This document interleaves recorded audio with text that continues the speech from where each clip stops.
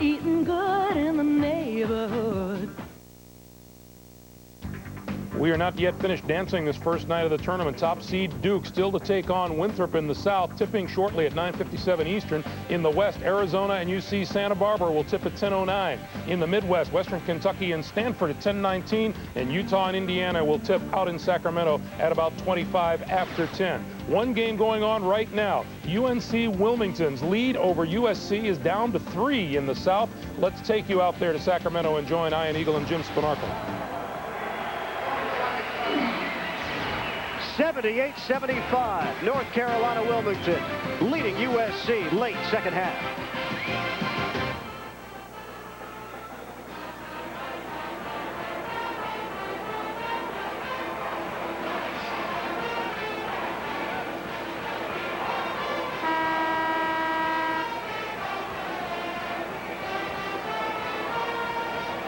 Game. 78-75, Seahawks leading the Trojans, the 13 seed in the South taking on the number 4 seed. USC went to the Elite 8 last year. Jerry Wainwright. A 3-point game, 1:41 left. Henry Bibby has seen his team make up a lot of ground here in the second half. Seahawks led it by as many as 19. And right now, Callahan at the free throw line. He missed on the first. And a friendly rim on the second. That puts an end to a 10-0 USC run. And UNC Wilmington leads it by 4. Well, for 34 minutes of this basketball game, the Seahawks pretty much dominated the tempo, the flow of this basketball game. All of a sudden, with about 6 minutes left, the Trojans started to reappear at the defensive end. Their offense, their free throw shooting, they definitely have the momentum coming down the stretch here. Hutchinson is checked in for USC. Clancy, high man with 20 points on a kick out. Blumenthal a pump fake. Shot clock is down to 12. Granville looking to turn the corner. Granville in some trouble. Jump ball! Possession arrow favors the Seahawks. With 1:13 to play, North Carolina Wilmington has a 4-point lead and the ball. Well, Bibby's squad thinking they could get one going towards the basket just then. Granville getting tied up, though. But still, a lot of possessions left right here in this basketball game. USC needs a stop. Blizzard darts across the line and now takes his time. There's a trap coming. Off the double team, Callahan way outside. Didn't see Granville. And they almost came up with a steal with 1:01 on the clock. Well, the big guys have to learn to hold on to that basketball. You do not want your big guy, even though he's a pretty good release. Look at from behind, though. He's got to pick up the basketball and wait for the guards to get to a spot where he can make a pass. 23 seconds on the shot clock. Callahan, backcourt hands to Blizzard. 79-75. North Carolina Wilmington with a lead, looking for the upset. They still have to challenge and still have to attack. Shot clock at 10, under a minute to go. Blizzard puts it on the floor. Stutter step on a kick out. 5 seconds left to shoot. Near steal, throws it up for a minute, and an air ball. USC will get the basketball back with 38.1 on the clock. And a timeout taken by the Trojans. 79-75. It's Wilmington with a lead. Ah, you are the TV cop. You don't think we're real cops? Freeze, LAPD! Whenever there's a crime. Go ahead, make my day. Whenever there's a camera. 2 real cops are ready to act. Critics rave. De Niro and Murphy make a hilarious comic odd couple. Lots of laughs, along with heart-stopping action. That's great TV. Showtime, rated PG-13. Starts tomorrow. Our game reset here in Sacramento. 79-75. North Carolina Wilmington leading USC with only 38 seconds to go. Well, if you're USC right now, the only thing you want to be thinking about is somehow getting the ball towards the basket and in a hurry. Now, if they close up the Seahawks, if they close up the driving lanes, then I would say kick it back to the perimeter and look for a shot. In this situation, I think it always makes sense to go towards the basket and stop the clock with a fouling attempt. Granville, the senior, looking to keep his career going. Off the screen. Less than 30 seconds left. Clancy goes to the rim, and he's fouled with 27.5 on the clock. And USC trailing by 4. Smart play by the Trojans just then. You took a little time off the clock to set your play up. Clancy down the middle of the floor, which is a strong, solid move. Craig Callahan has been called on his 5th foul. He is done for the night. And what an effort. 21 points, 6 rebounds for the junior from Iowa. And now Sam Clancy will face some pressure. 4 of 8 from the line. On the season, 63%, the Pac-10 Player of the Year. Anthony Terrell will check in to replace Callahan. You got to start thinking ahead a little bit right now if you're both teams. If Clancy misses or makes these free throws, there's 27.5 left, so fouling opportunities come up for the Trojans, but you want to go for a steal and go for an opportunity. The Seahawks want to keep the ball alive and avoid the foul. Wow, Clancy. Wow, was right. That was a line drive. Way off on the first attempt.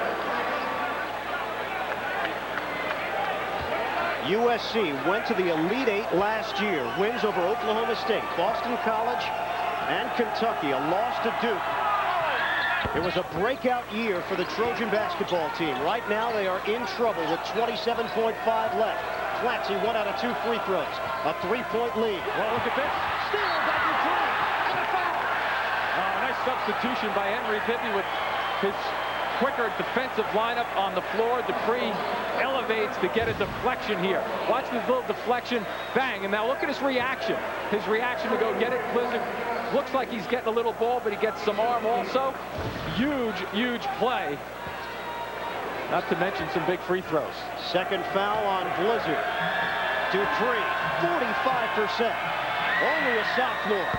First one, no good. He is 0 for 3 tonight from the line.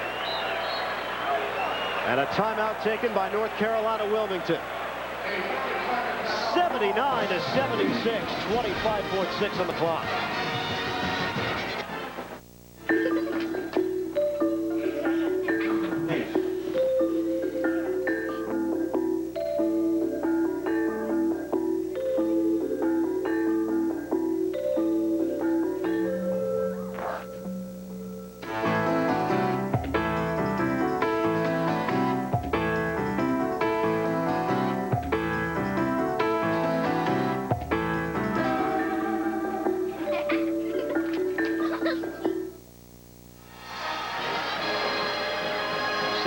.76, North Carolina Wilmington with the lead. Another free throw coming. The expectation level so high for Henry Bibby's team after what they did in the tournament last year.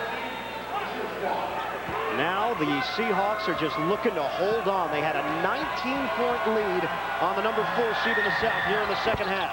Dupree connects on the second free throw. This is a 2-point game. They still have to go for the gamble steal right now. Somebody's open down deep. Long one. Clancy gets a hand on it. And out of bounds. And a collision. Clancy and Aaron Coombs. Oh, and was that ever football-like? Coombs was wide open down low. Figure, let's go for the opening. Look at Clancy close on it, though, and now watch the connection. Oh. Two big guys running into one another. Now a side out with 24.1. Coombs is forced to the bench.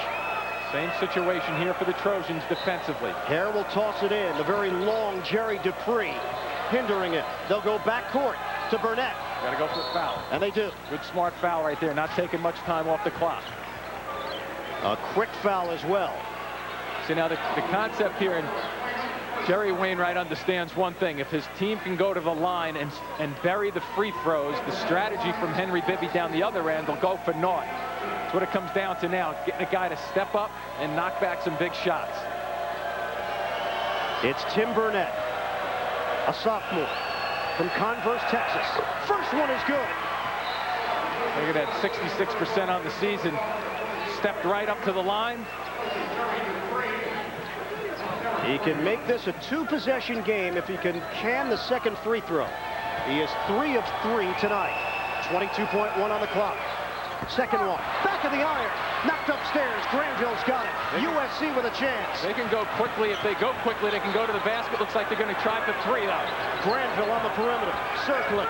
Granville penetration, kick out. Craven a 3. 7.9 on the clock, and we are tied at 80.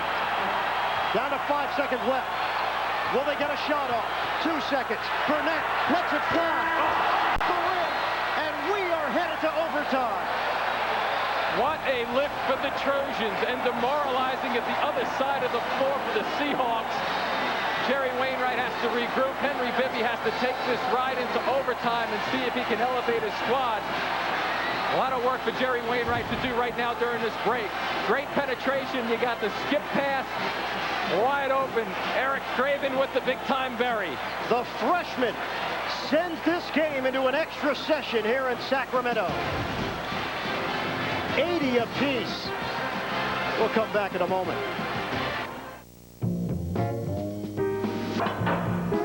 Take all the time you want, folks. We'll take this one in red. Beautiful choice, sir. No, black. Black. That's actually my favorite color.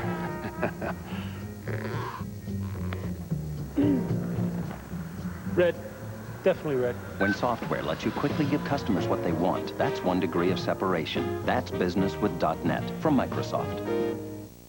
March is the time to turn your home wish list into a wish come true at the Home Depot.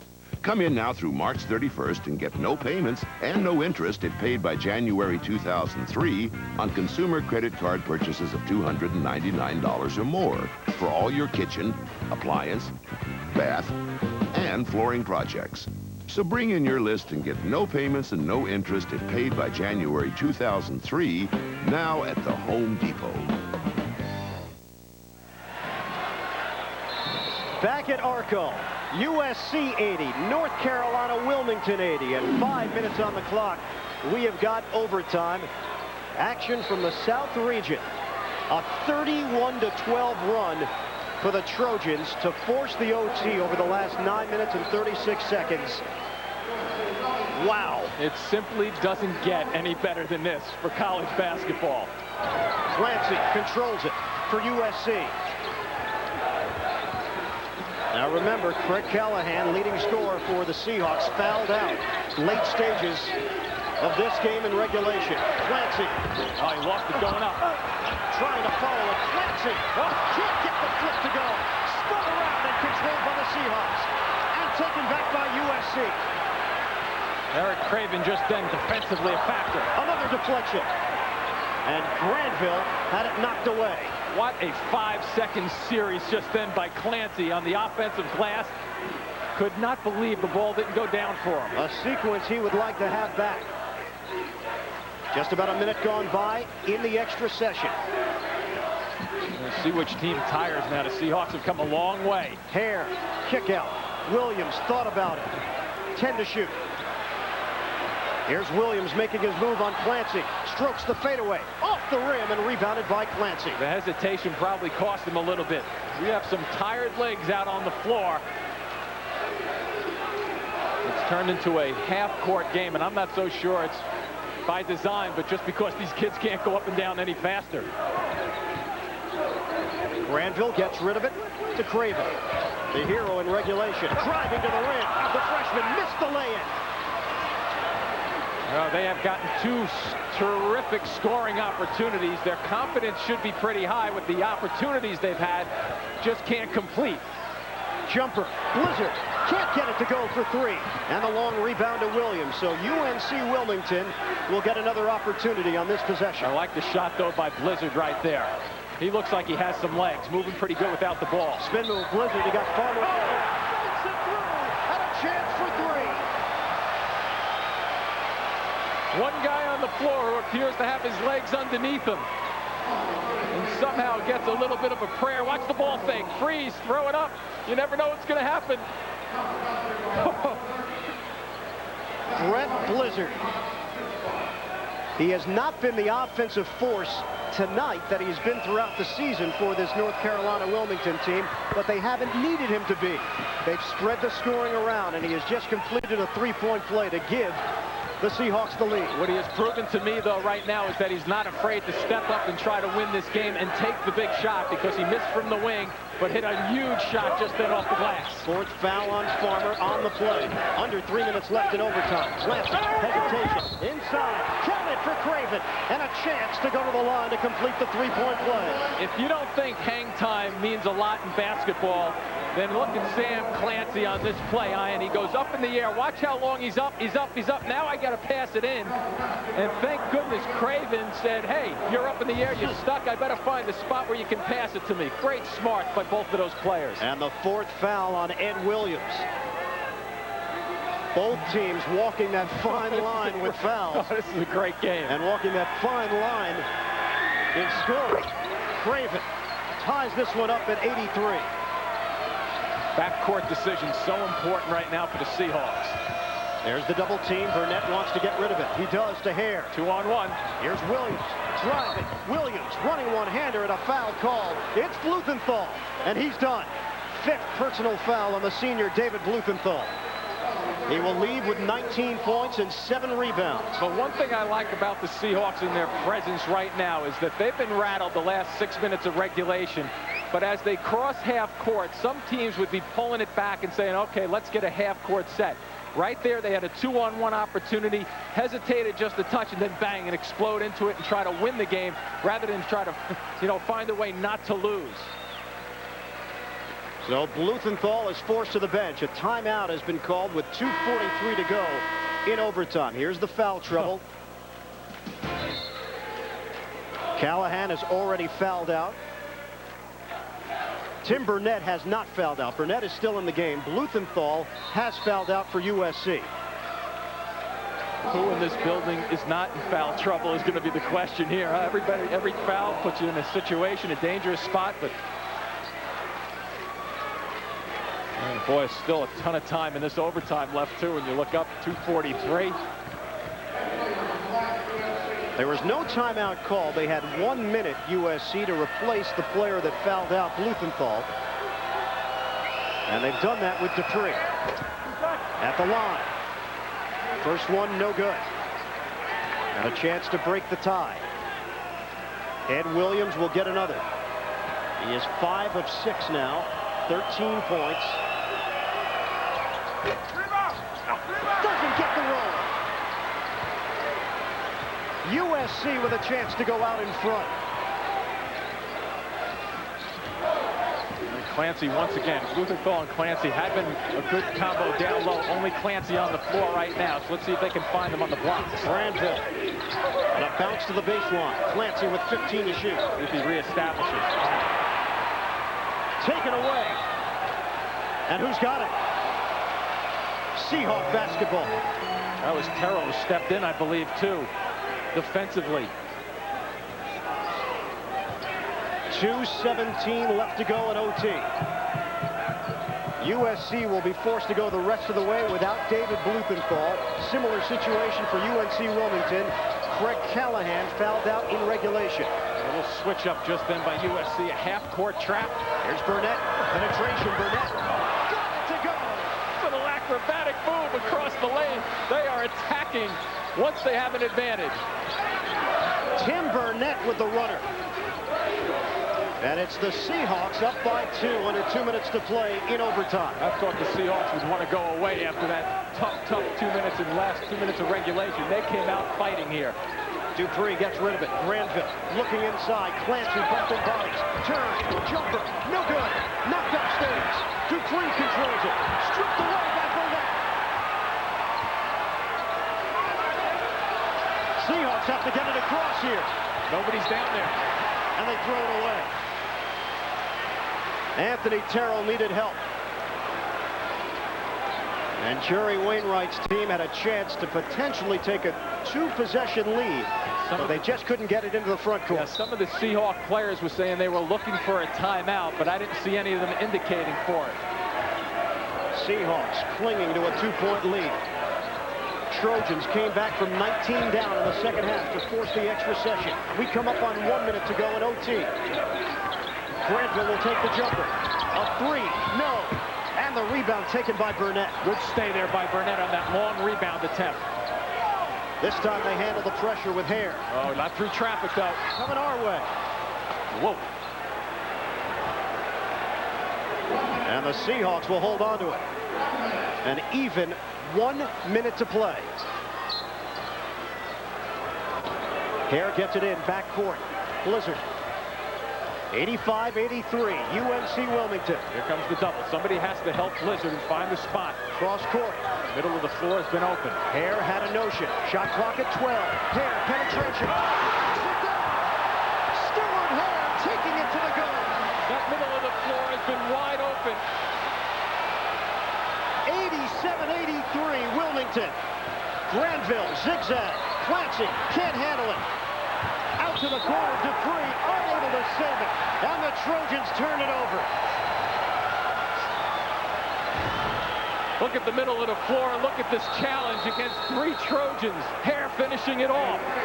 Look at the reaction. Like the hair on my neck is standing up. Now, to be a player, there are 3 rules you must remember. Number 1, never draw to an inside straight. Number 2, if you got a cinch hand, make it pay to see it. And number 3, there is no combination that would beat bacon and chicken. Taco Bell's new Club Chalupa is the king of clubs. A winning combination of marinated all-white meat chicken and smoked bacon, wrapped in a crispy chalupa shell. Raise the stakes with the king of clubs and think outside the bun.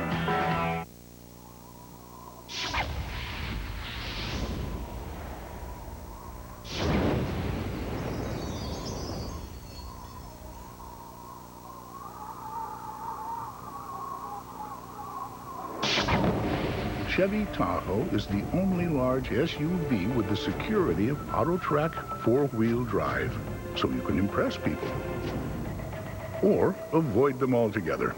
Chevy Tahoe, like a rock. 87-83, North Carolina Wilmington leading USC with 34.3 left. Steal and foul, nothing there. Keep it up, keep it in the air. They do get it across. Williams to the rim. Denied. Oh, what a play by Clancy. USC still alive. Granville kick out. Clancy, he'll take the jumper for 3. Front rim. Loose ball. And Hare's got it with 14.8. And the only question right here is, why are you trying to attack with the lead at 4 points? Jerry Wainwright was standing on the other side of the floor, but what a response by Sam Clancy defensively. And it may not mean much now. Hare can knock back a pair. Hare, 80% on the season. You figured when USC made their run to force overtime that the Seahawks, the potential was there for them to have nothing left for the extra session. Absolutely. I thought they would crumble after that, the way they tied the basketball game. It is a 5-point Seahawk lead, a timeout.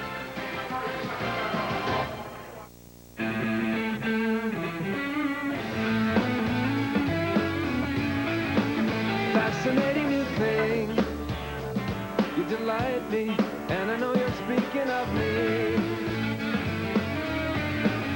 Fascinating new thing. New Bacardi Silver Premium Malt Beverage. 5% alcohol by volume. Your night just got more interesting.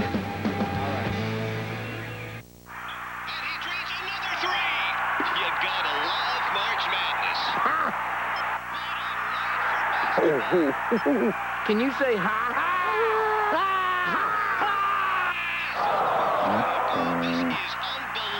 Please hold for Never pay for long distance, never pay for roaming with Singular Wireless. And now for March Madness, get 3,500 night and weekend bonus minutes plus a great deal on a Nokia phone. Welcome to nationwide self-expression. Henry Bibby's team was able to get out of a 19-point hole in the second half. Right now, they trail by 5 with only 14.8 seconds left in overtime. And another free throw coming for Stuart Hare. Got it. The Trojans have to go very, very quickly and pull up from long range. Granville is fouled. It's behind the line, right? 3 free throws with 10.2 remaining. And it begs the question, why? I don't have an answer for you. There really isn't a basketball answer for that. You want to put a little pressure on, and there's a great look at Jerry right now.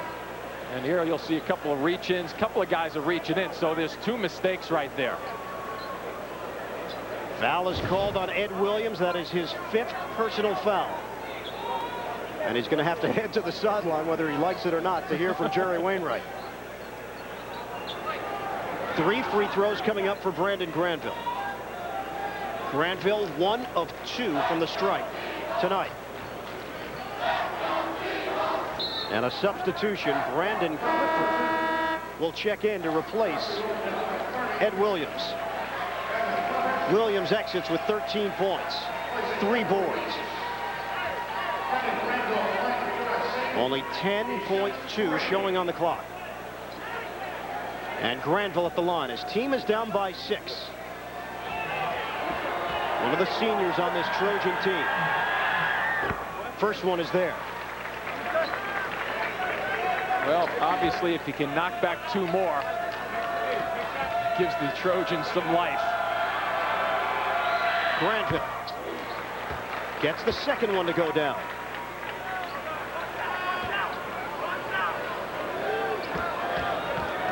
Third free throw for Granville. Hits all of them. Now you're going to go same things. Look for your steal and then foul. And UNC Wilmington will use a timeout. 10.2 left to go.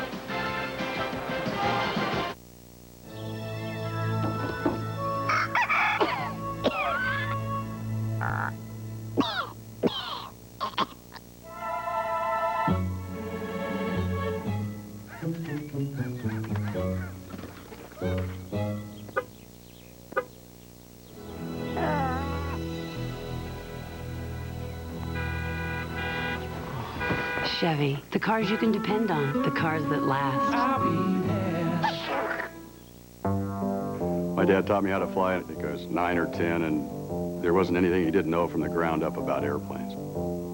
My dad said one time, everybody can be an example, but not always good, and I hope that I'm an example for these new pilots, and a good one. March 31st will be my 33rd anniversary. I wish I had another 33. My name is Larry Haynes. I'm a 747-400 captain for United Airlines.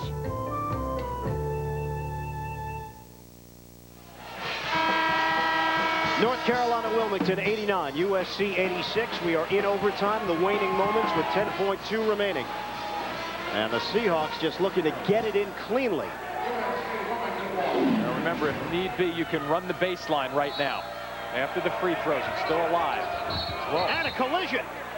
Who's that going to be on? Foul called on Granville. He tried to pick up a charge on the screen. And Brandon Granville has just picked up his 5th foul. So Bluthenthal and Granville, the 2 seniors, have both fouled out. Watch him right now. He's going to try to flop. See, he steps across. He pulls. The arm comes up, though, and pulls the Seahawk down on top of him. 14 points, 6 assists. We'll take a look at our Chevrolet most valuable players of the game. Craig Callahan for UNC Wilmington, and for Sam Clancy, USC.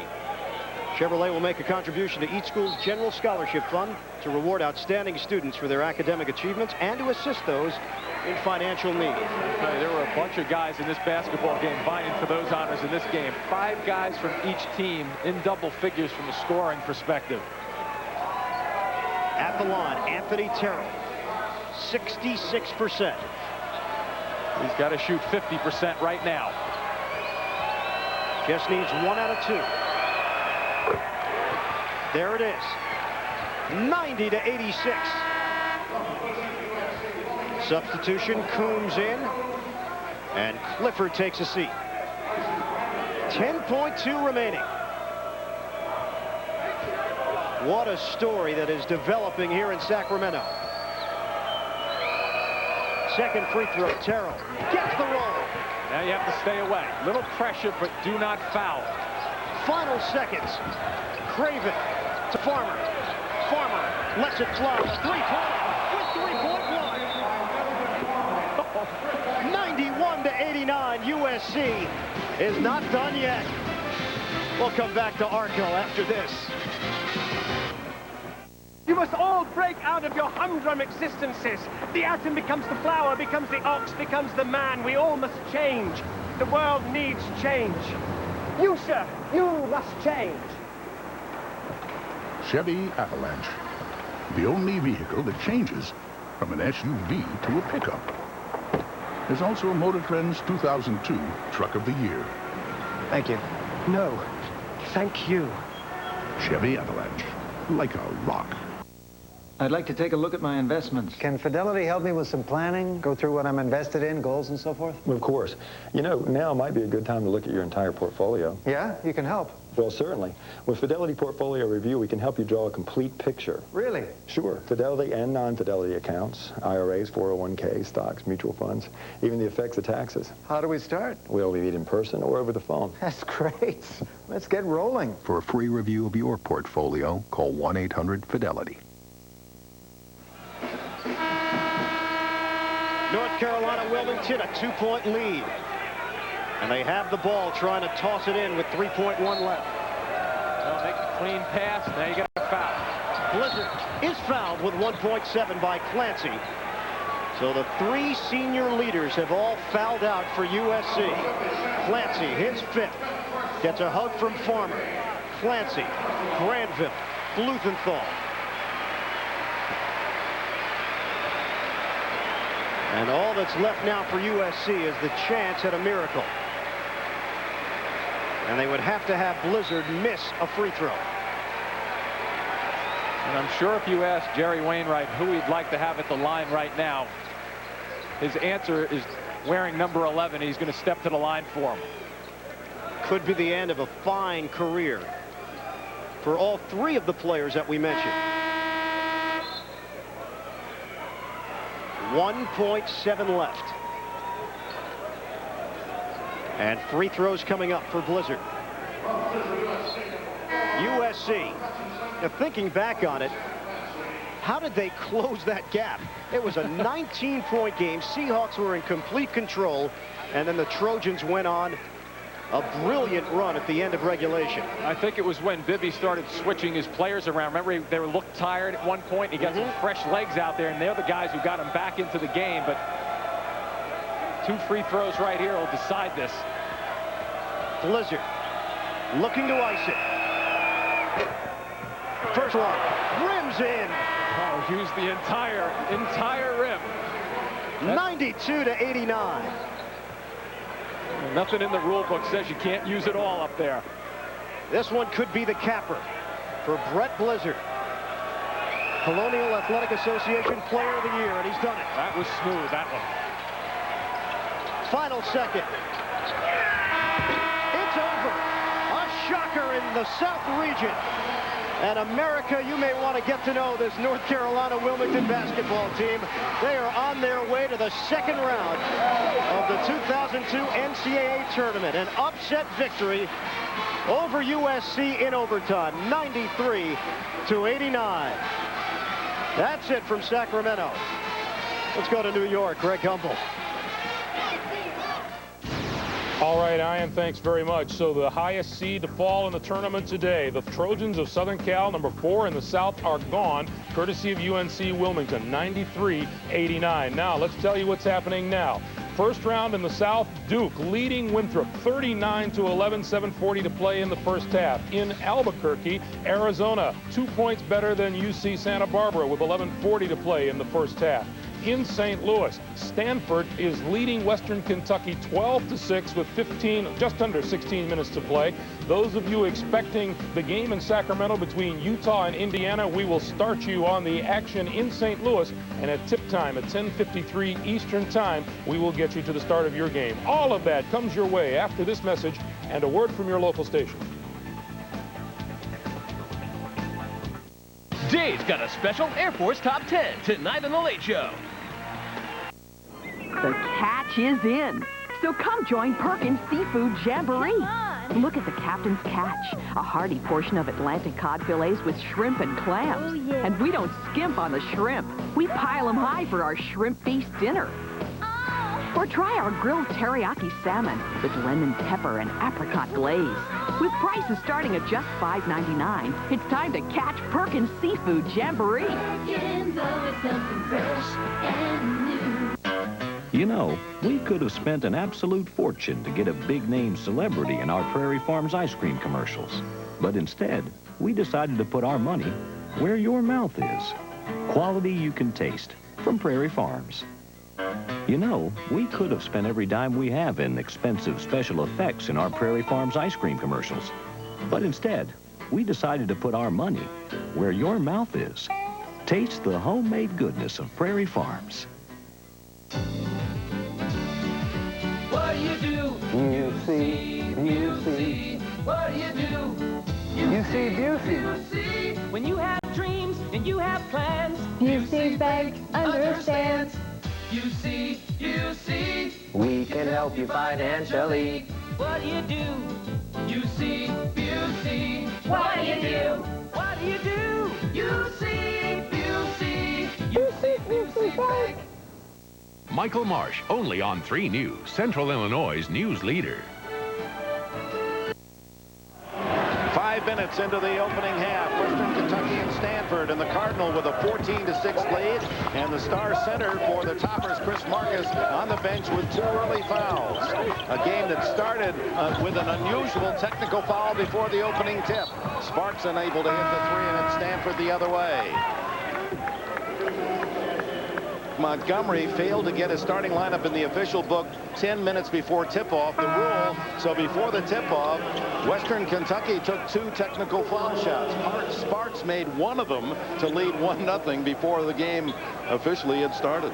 But it's been all Stanford since. And Mike Montgomery, understandably livid with the call. You never want to start a game like that, even though you figure you're not going to get hurt with 1 or 2 points. But I think it was more a case of the principle of the thing.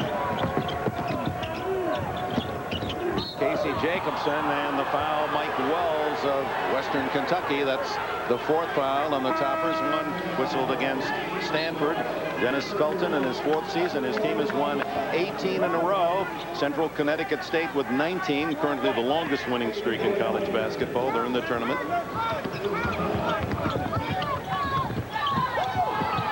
Joe Bikini. 7-footer Borchard now with the 7-1 Marcus on the bench, and a block by Wells, but Jacobson fights and gets it back in heavy traffic, and a foul is on Jacobson. Disbelief on his face, but it was Wells just tightly sticking to him defensively. Well, Coach Dennis Felton of Western Kentucky telling us last night his best perimeter defender is Mike Wells. He comes off the bench, but you could see him frustrating Casey Jacobson trying to force the action. Stanford hitting 50% early. Here's handoff. And the block is little up high for Stanford, the freshman. 6 minutes into the game, and it's turnover, and it's rolls the other way with Joe Bikini to beat. Sets up Curry, and the block by Little. So the 6'10 freshman making his presence felt.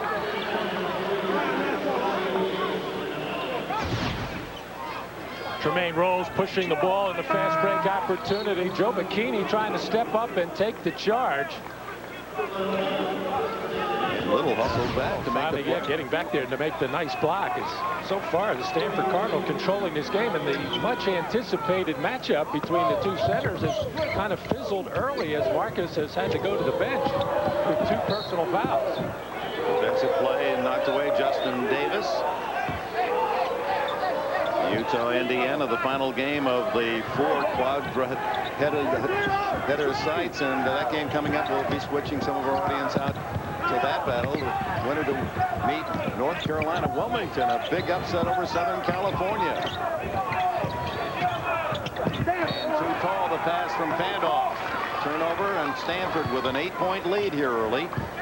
And Western Kentucky is Dennis Felton uses 10 players, and he's just like a hockey changing lines. They're coming in on every break. Trying to keep the pace and the tempo up as much as possible, but you can see when Western Kentucky gets into the half court, very much out of sorts. They do not look like they are very fluid at this time, but so far, good aggressive defense by Stanford, taking them out of anything they're trying to do. Chris Hernandez now in at the point, replacing Joe Bikini. And it's knocked away from Jacobson, and here come the red shirts of Western Kentucky. And the block against the shot from Rolls, but a foul. It goes against Josh Childress, the 6'8" freshman from Lakewood, California, #1 of Stanford. 13-16 left, opening half. Stanford of the Pac-10, the Cardinal and the Hilltoppers from the Sun Belt Conference. They were 13-1 in conference play and 18 straight wins. When you think of a guy like Chris Marcus at 7'2", gives you 16 points, 9 rebounds, 2+ blocks a game, and then when he went out in the middle of the season, Dennis Felton telling us last night that we didn't change our game at all. We played the same type of game with or without Chris Marcus. Yes, he's a big part of our team, but we're capable of being a good team without him just by the very nature of the way we play, which is fast up-paced basketball. Tremaine Rolls makes 1 out of 2. It's 14-7. Childress with a jumper, and the rebound to Rolls. Curry.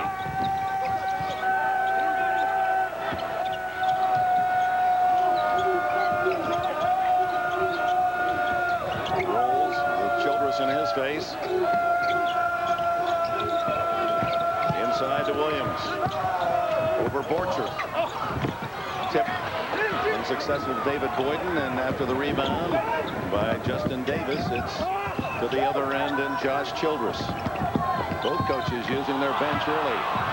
Borchert. Nice soft touch by the 7-footer from Redmond, Washington. His dad, offensive lineman in the National Football League for 9 seasons. John Borchert. I expect that Stanford to get a lot of scoring opportunities for both Borchert and Casey Jacobson.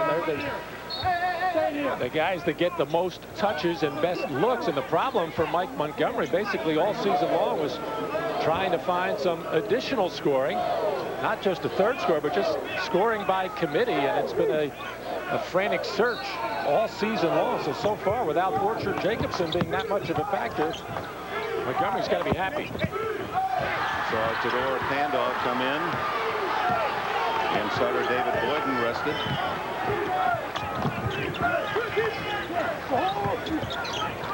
Only 2 field goals made by Western Kentucky as Williams hits that jumper, and he has his first points. It's 16-9.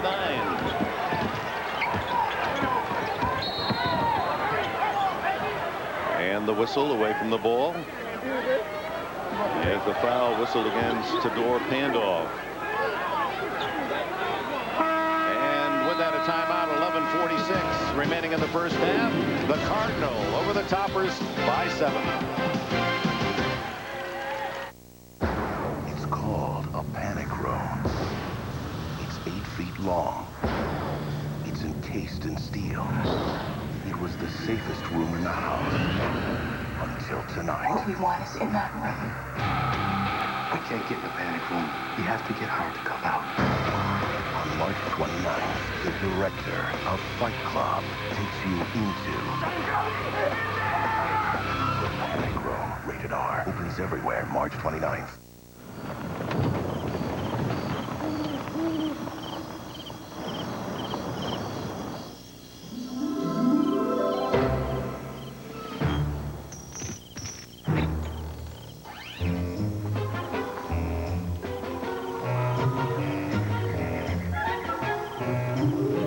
After the all-new Chevy Trailblazer, everything else just seems kind of weak.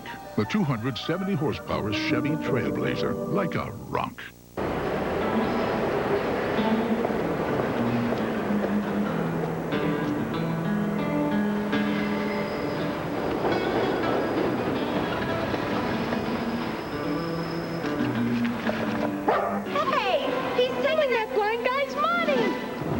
I'm a blind guy. Well, what are you going to do for an encore there? I think I may kick some puppies. How's that? Life is best told over a great tasting Miller Lite at a place called Miller Time. Did you steal that guy's dog, too? Is that whose dog that is? All the pickles, all the lettuce. Special orders now, you know they don't upset us.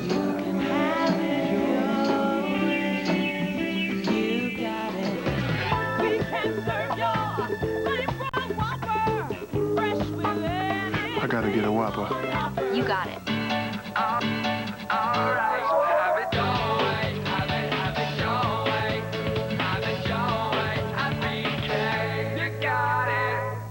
When it comes to fighting crime, winning isn't everything. It's the only thing. If any group is a target of a crime, I am going to be there to stop it. Craig T. Nelson, The District, CBS Saturday. Greg Gumbel and Clark Kellogg in New York. We'll get you back to Western Kentucky and Stanford in just a moment after we tell you what's happening elsewhere. And what's happening in Greenville, South Carolina is a good old-fashioned butt-kicking. Duke and Winthrop has never really been in this game. No, they really haven't. Duke has stepped out and done exactly what Duke does. They play a certain style, high-octane, fast-paced. They spread you out and take shots from behind the arc or they beat you off the dribble. And they've done that often here in the first half and have coasted to this 32-point lead. Things have been so one-sided for the Blue Devils that at one point they had a 20-0 run, and you get the feeling that Coach K would like to get this one over and done early and get his starters rested. Well, he wants his team to establish a certain mindset, regardless of who they play. He wants to see them play at a certain level, and they've certainly done that this half.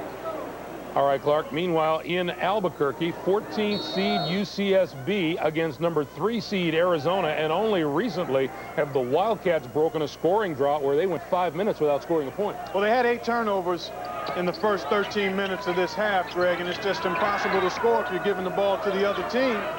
And if they take care of it, they'll be able to get good shots.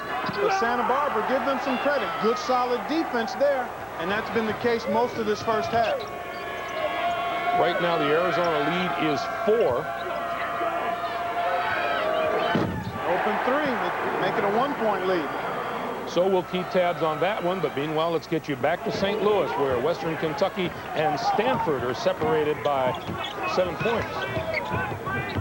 Approaching the midpoint of this first 20-minute period in St. Louis with Stanford's Cardinal leading Western Kentucky 18-11. Inside Pandoff. Outside it comes, rolls with a second chance for the toppers of Western Kentucky. Lots of physical play underneath both baskets. For the most part, officials letting them play. And a reach-in foul whistled against Chris Hernandez as he made the steal. First foul on the freshman. And here come some new faces as Patrick Sparks returns, the freshman point guard for Western Kentucky. Also starter David Boyden back in the lineup for Dennis Felton. Stanford brings back Teo Johnson and Tony Giovacchini. Utah and Indiana. Rich Majerus' team against Mike Davis. The winner to meet North Carolina Wilmington. The upset victor over Southern California moments ago in overtime. We'll be out there for the tip of that game. I think you need a revolving door out there. The both coaches sending players in fast and furious. Teo Johnson, a football star as well.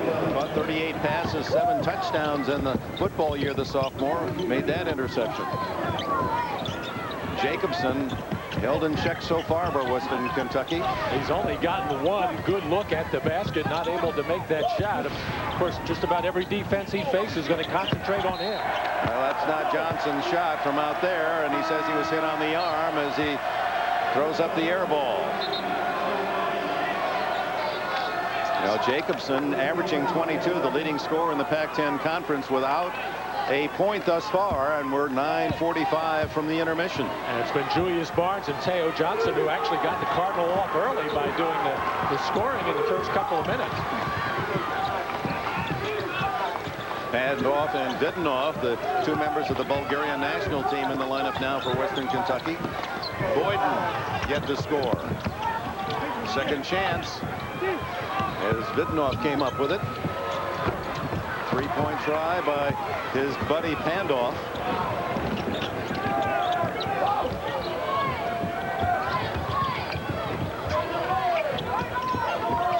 Jacobson can't get the shot off.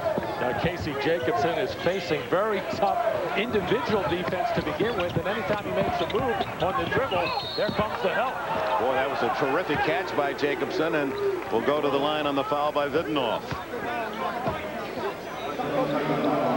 Make it Derek Robinson, the whistle to Robinson in his first foul.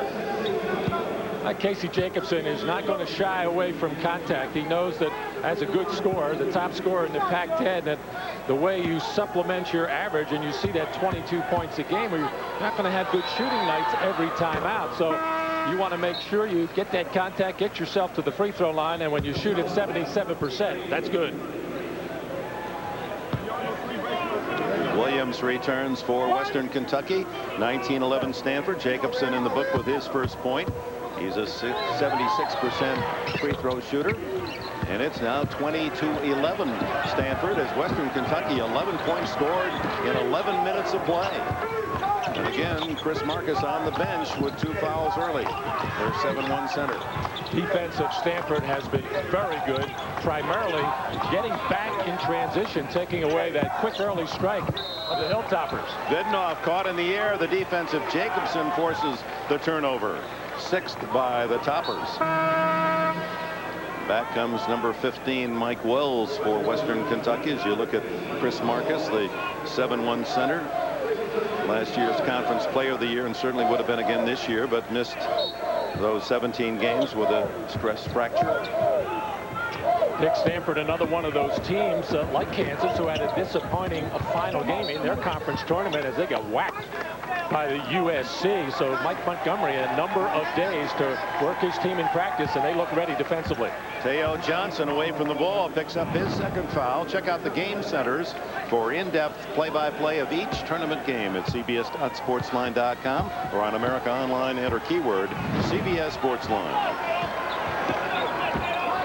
Cold start for Western Kentucky. They trail Stanford by 9. Patrick Sparks. And the 18-footer for David Boyden, his first basket. David Boyden's teammates call him Shane for the obvious resemblance to Shane Battier, former Duke All-American. Whoa, Johnson fires the pass, the former quarterback for Stanford, and then switched to wide receiver, and another Stanford foul. And a timeout, just under 8 minutes. The foul was on Rob Little. David Boyden, one of the Western Kentucky starters, finally hits. A tradition unlike any other. The Masters on CBS.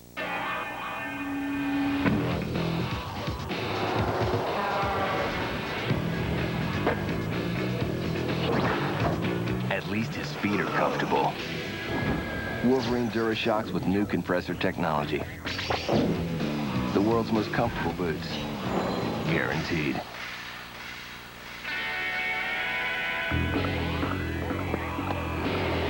Wolverine boots and shoes. They don't quit. Introducing a whole new Energizer Max. With so much extra power inside, it's the longest lasting Energizer Max ever. Do you have the bunny inside? Why do I rent from Enterprise? For more cargo room. More people room. Or more headroom. Enterprise. So easy, it's like having a second car. Or third. Pick Enterprise. We'll pick you up. At Michelin, our tires are rigorously tested. They're laser checked, X-rayed for structural integrity. And finally, no tire leaves the factory without a thorough hand inspection.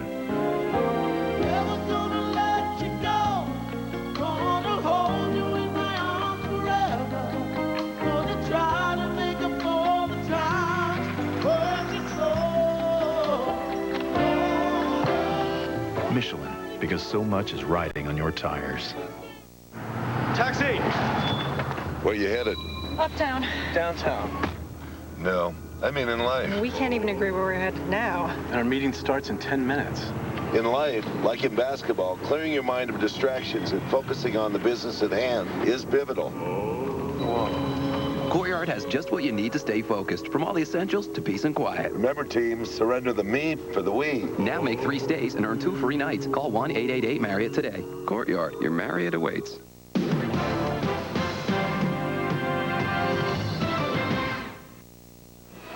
With producer Bob Monsbach, director Larry Cavallina. Welcome back to St. Louis. There's your score, 20-13. And typically in these early games, the big stars, they're shut out. Jacobson with 2 free throws and Marcus without a point. Well, the Hilltoppers are playing very good defense on Casey Jacobson. First of all, man-to-man, and then whenever he puts the ball on the floor. But he's moving the ball. He's got 3 assists. The big disappointment is for the Hilltoppers, no Chris Marcus, because he picked up those 2 early fouls. Consequently, Western Kentucky looks woeful in their half-court offense. Patrick Sparks with a 3, and the rebound comes out to Robinson, then he throws it away. Joe Bikini leading the attack for Stanford. And Dennis Felton saying they don't need their big guy to be an effective team, but it'd be a nice way to start your offense by throwing the ball inside. Greg Gumbel in New York. Stanford with a 20-13 lead on Western Kentucky. Those of you ticketed to see Utah and Indiana, the last game of the night coming out of Sacramento's Arco Arena, we'll send you to Ian Eagle and Jim Spanarkel right after this. The kids are fine. Why are you always so anxious?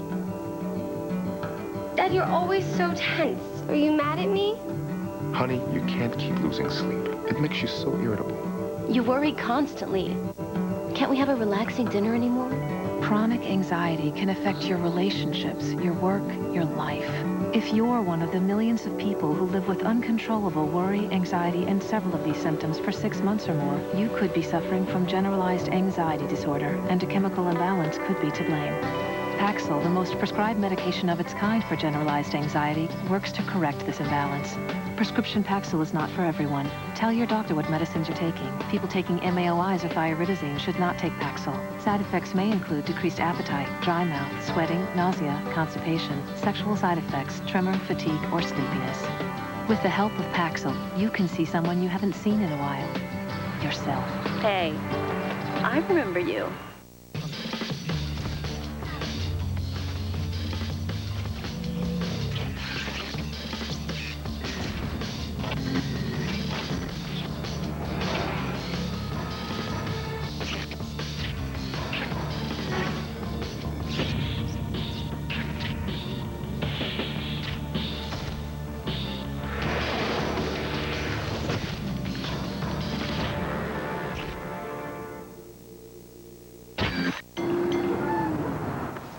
Road game, huh? I just love road games. No distractions, just you against the world.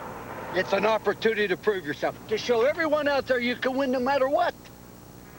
It's just a sales call. Son, there's no such thing as just a sales call. When you're on the road, count on Fairfield Inn's inviting affordable rooms. Son, you need a fight song. Bum, bum, yeah, fight song. Break out your freight. Road game, huh? Now make 3 stays and earn 2 free nights. Call 1-888-MARRIOTT today. Fairfield Inn, your Marriott awaits.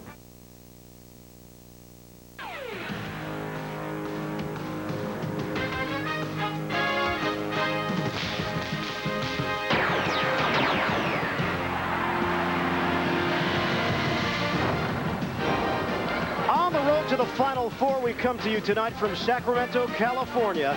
This is the 2002 NCAA Men's Basketball Tournament, Arco Arena the site. And our matchup, 4th game of the day. 12th seed in the South, Utah meeting the number 5 seed, Indiana. Earlier today in the South, we had a fun one here at Arco. It was North Carolina Wilmington knocking off the 4 seed USC to advance on to the 2nd round. Notre Dame has moved on as well. Welcome everybody. Ian Eagle along with Jim Spanarkel. We got 2 schools that have similar styles, both defensive minded. Let's start with Indiana. Mike Davis has done an excellent job with his team. It doesn't hurt though when you have the Big Ten Player of the Year, Jared Jeffries. And he can do so much with the basketball, Ian. He shoots the ball from long range where he strokes it at about 39%. That went off the glass, but he's a good pure shooter from there. But he's very good underneath also. Works underneath, handling the basketball, using his the baseline, and also the #1 shot blocker in the league. He can go after it and just really attack defensively. For Utah, Rick Majerus is back after taking last year off. He's got some talent on this team. Johnson and Johnson, not too shabby. Nice little combination. They average about 24 points a game. Look at the boards, just over 9. So they really need a good effort from these two brothers to make things happen for Utah. Britton Johnson, Jeff Johnson, they'll get the offense going for Utah as we take a look at the starting lineups. For Utah, it is Johnson, Koford, Johnson, Jacobson, and Travis Spivey, the point guard. Indiana with Jeffries, Odell, Hornsby, Fife, and Coverdale. Rick Majerus, 13th year at Utah. He has taken the Utes into the NCAA tournament 9 times. And Mike Davis, 2nd year as the head coach of the Hoosiers, and his 2nd appearance in the NCAA tournament last year, a loss in the 1st round to Kent State, 77-73. The officials for tonight's game: John Clougherty, Rick Crawford, and Jamie Lucky. And for Majerus, a stellar record in 1st-round games with Utah, undefeated, 8-0. as the head coach of the Utes in this tournament.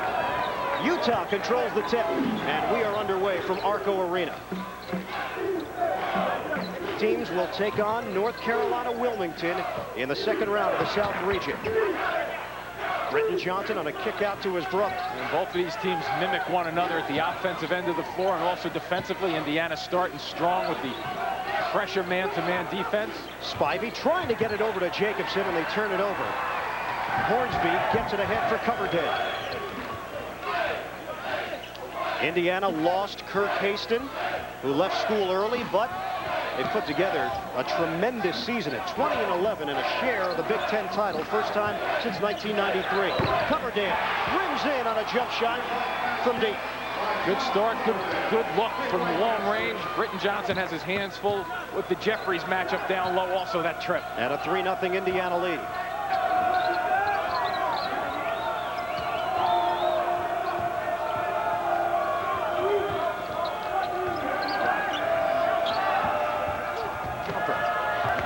Top of the backboard, Coverdale able to gather in with a rebound.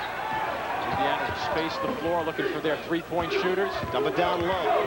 Jeffries turn it. Baseline delivery for Jared Jeffries. Early on, we see the ability of Jeffries getting his shot off. Not an easy shot, but the ability to kind of turn and shoot at the same time.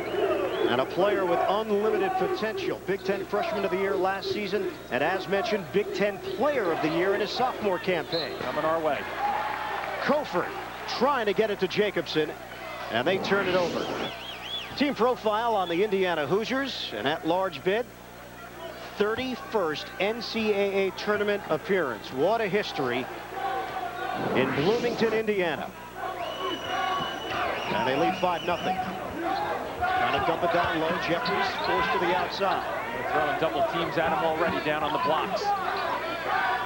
Here's Odell getting a touch off the back end. Odell, power move. See, at this level, if you have guys offensively down on the blocks, if you allow them to catch the ball and dribble it 1, 2, 3 times, defensively, you're putting yourself right up against and back against the wall. And a 7-0 lead for the Hoosiers. Utes have to get something going towards the basket. It's one thing to be running your sets out on the perimeter, but you must break somebody off the dribble. Jacobson on a dish off for Koford.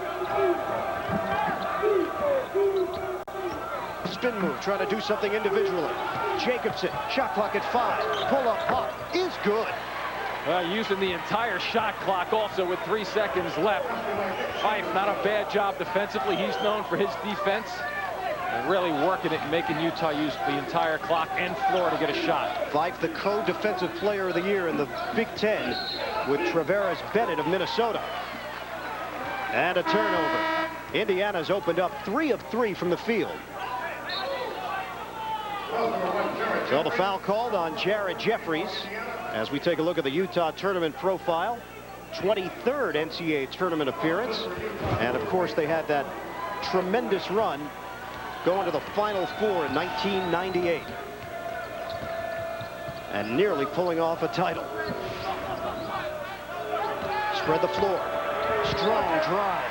as Britton Johnson gets to the goal. That's the best thing you can do against strong perimeter defense. It's a simple game.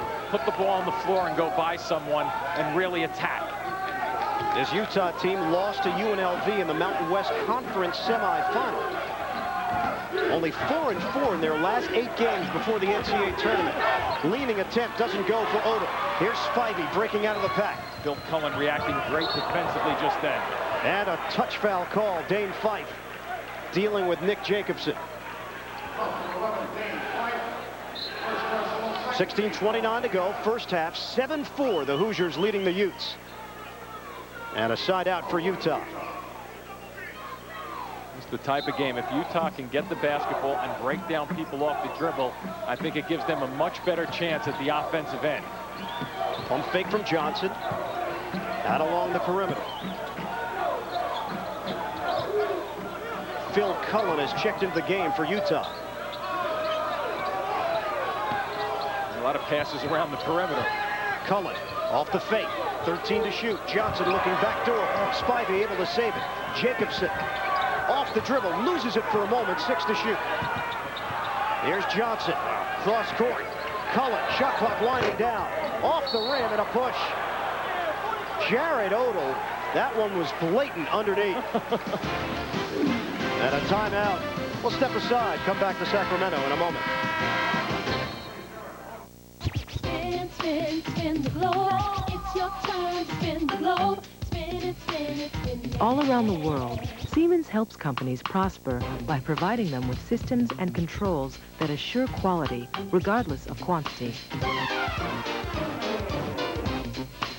Whatever the product, wherever consumers consume, we want to help them savor life better. Spin, spin, spin the globe. It's your turn to spin the globe. This spring, Lowe's is improving home improvement because only Lowe's has top choice lumber with 4 clean sides, prime grade and center cut. Lowe's also has a complete line of windows and doors, including Pella. And Lowe's promises low prices every day, guaranteed.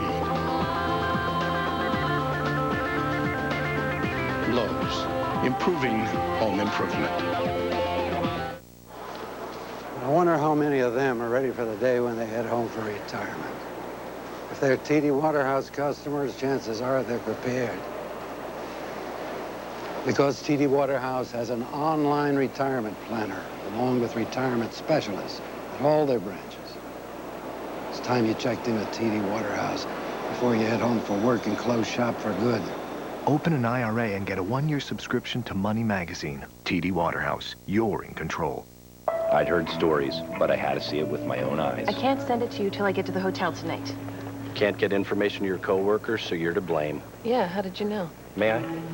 You need the Sprint PCS Clear Wireless Workplace. The most advanced wireless package customized for your company. On the only all-digital, all-PCS nationwide network built from the ground up. It'll clear up that forehead thing. Thanks. Excuse me, ma'am. Duty calls.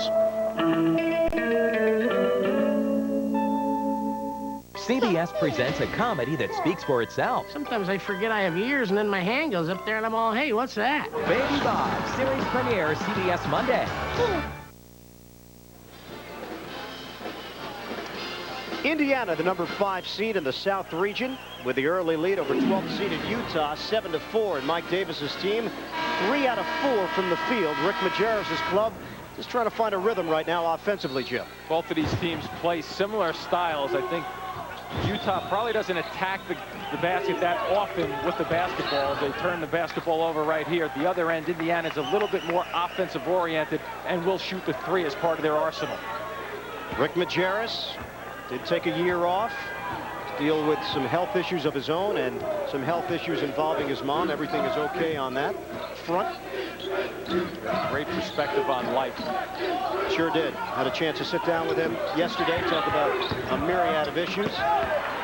Up high off the miss. Spivey trying to save. Jeffries floats it near midcourt, and Indiana holds on to it. Here's Coverdale looking to break down the defense off the ball fake. Odell leaning in for 2. Spivey really sacrificed the body just then and did not get a call out of it. Once again, Indiana pushing that ball into the 15 foot zone there and really trying to attack. Second field goal for Jared Odell, the senior from Swayze, Indiana. And a 9-4 advantage for the Hoosiers. 5 minutes gone by here, first half. Britton Johnson, good look at the basket, off the mark for 3. Came up off that screen, really wanting the basketball and looking to get a shot. Coverdale went cross court. Johnson almost knocked it away, and a timeout taken as Kyle Hornsby was falling out of bounds. We'll come back to Sacramento in a moment. Road game, huh? I just love road games. No distractions, just you against the world. It's an opportunity to prove yourself, to show everyone out there you can win no matter what. It's just a sales call. Son, there's no such thing as just a sales call. When you're on the road, count on Fairfield Inn's inviting affordable rooms. Son, you need a fight song. Yeah, fight song, free coach and free. Road game, huh? Now make 3 stays and earn 2 free nights. Call 1-888-MARRIOTT today. Fairfield Inn. Your Marriott awaits. Look at the game summary. Indiana shooting it well. Utah struggling from the field. Odell with a couple of buckets for Indiana. And they have the 9-4 advantage. 3 of their buckets coming down low, so they are really focusing in a little bit more than Utah early on to get the ball down on the blocks and taking it towards the basket. Now, one thing Mike Davis told us, he studied Rick Majerus tapes throughout the summer to try to pick up some of the nuances of their offensive sets. Absolutely. He understood that his personnel is similar, and so he really wants to take Majerus' learning on the offensive end. Odell knocks it down straight away, and he's got 6 points. Jared Odell.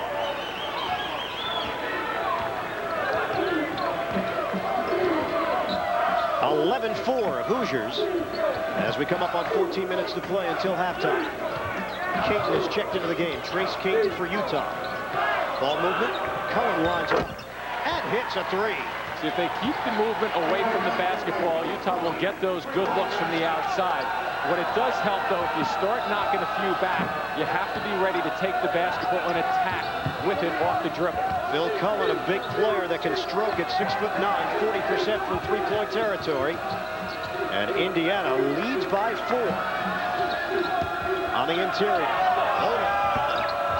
At the back of the iron, no good, and it's rebounded by Britton Johnson.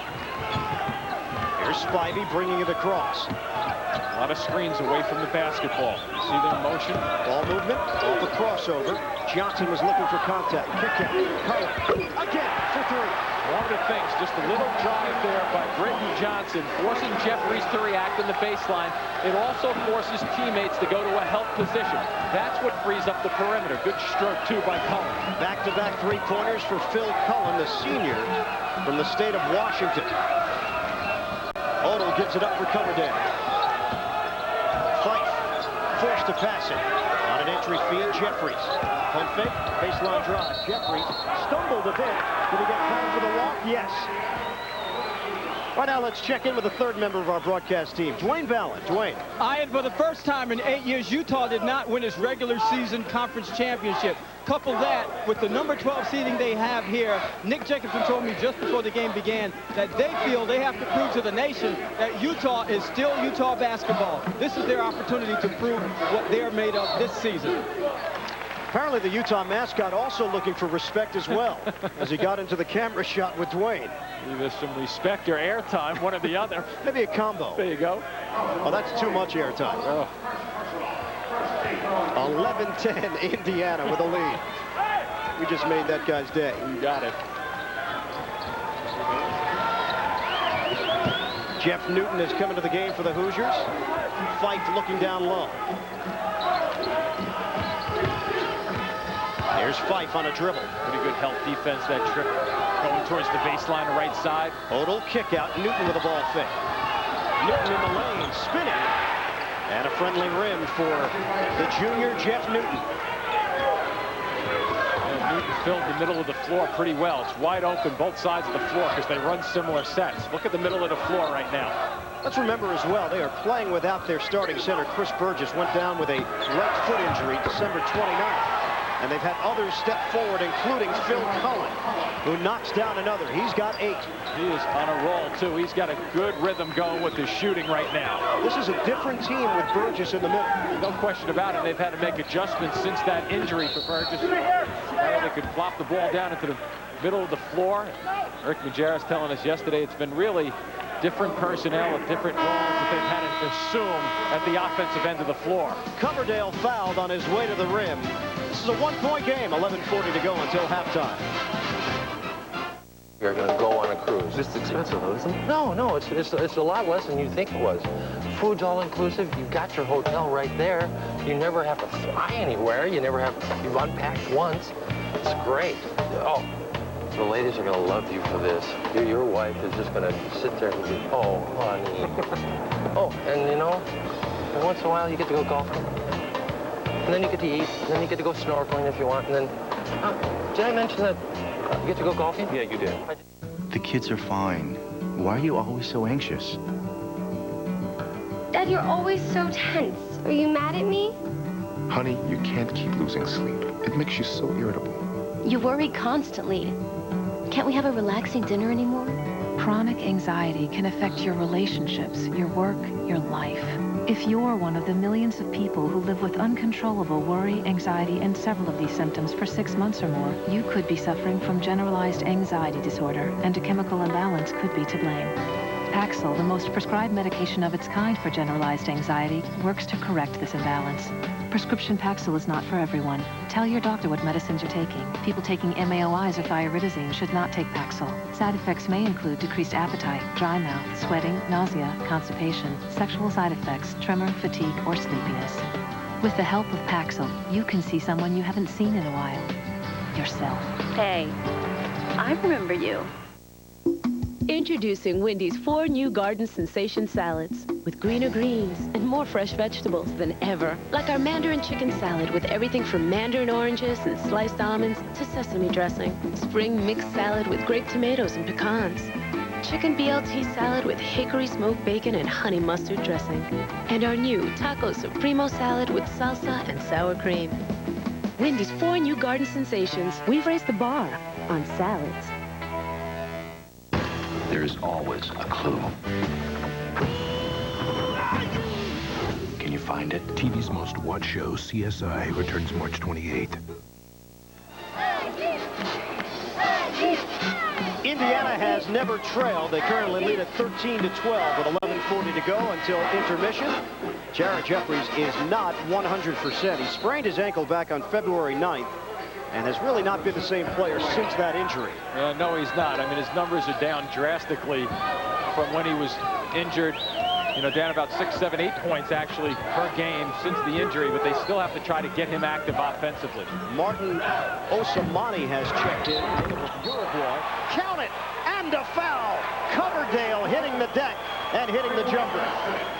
And the long-range jumper to boot, getting a good look at it. And defensively, it looks like Jacobs was sliding down, catches the foot, and goes sliding by him, but hitting him at the same time. Osamani picking up the personal foul. And that is number 2 on him. Coverdale at the free throw line. He has really developed nicely over his 3 years as a floor leader for this Indiana team. Didn't play much as a freshman and then forced into duty as a sophomore, and of course now his junior season. Second in the conference with assists, so really doing a good job of running this club. Here comes the strong perimeter defense. See if they can get a backdoor opportunity, but they don't seem to be looking for it. Eric Osmondson has come in for the first time, a freshman from Carlsbad, California. Knocked away. Caton couldn't hold on to it, but Utah will retain possession. Check out the game centers for in-depth play-by-play of each tournament game at cbs.sportsline.com or on America Online. Enter keyword CBS Sportsline. Jumper for Jeff Johnson doesn't go.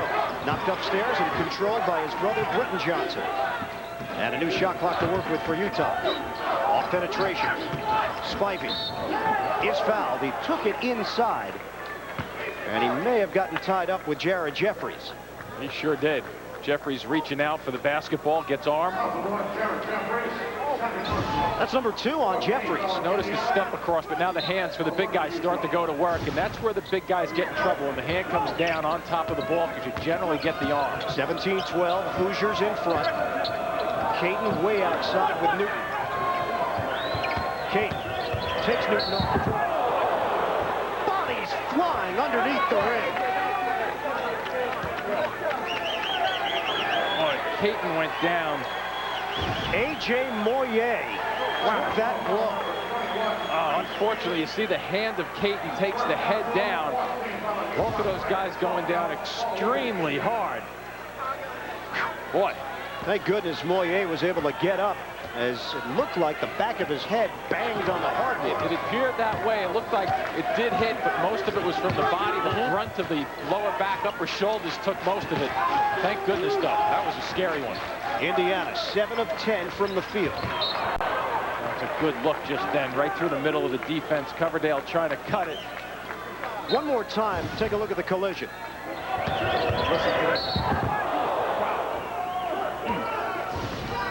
I'll tell you, I am shocked that both of them got up and both of them were okay on that one. They'll feel it tomorrow morning, but yes, this is a contact sport. Britton Johnson off the mark from three-point territory, and it's rebounded by Moyer. On the floor, Coverdale. Utah has had better opportunities at the offensive end when they put the ball on the floor and get to the seam. And another whistle. This one is headed the other way. Jeff Newton called on the foul. Now, we mentioned earlier, Chris Burgess, he was the leading scorer and leading rebounder at the time of his injury. A transfer from Duke. And Burgess' season cut short because of that injured right foot. It came against Texas. Rick Majerus referred to him as their Carlos Boozer, and so the whole style of play has changed.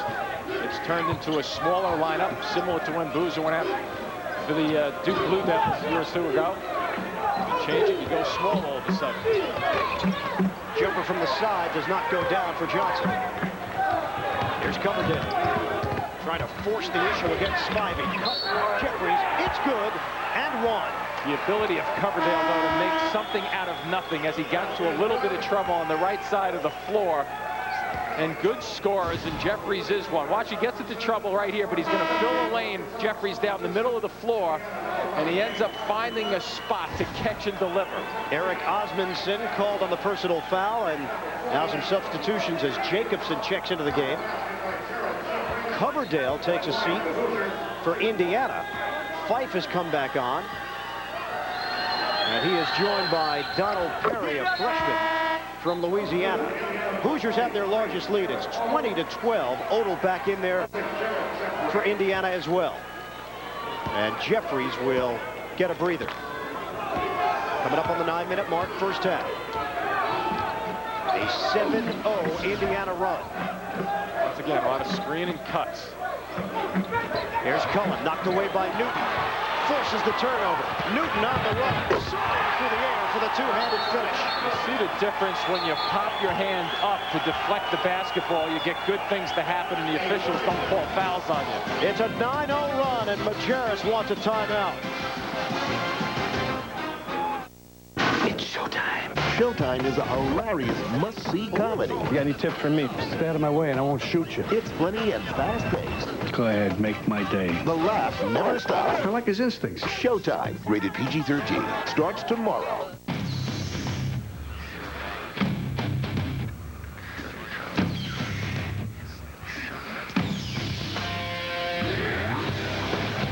Navy, accelerate your life.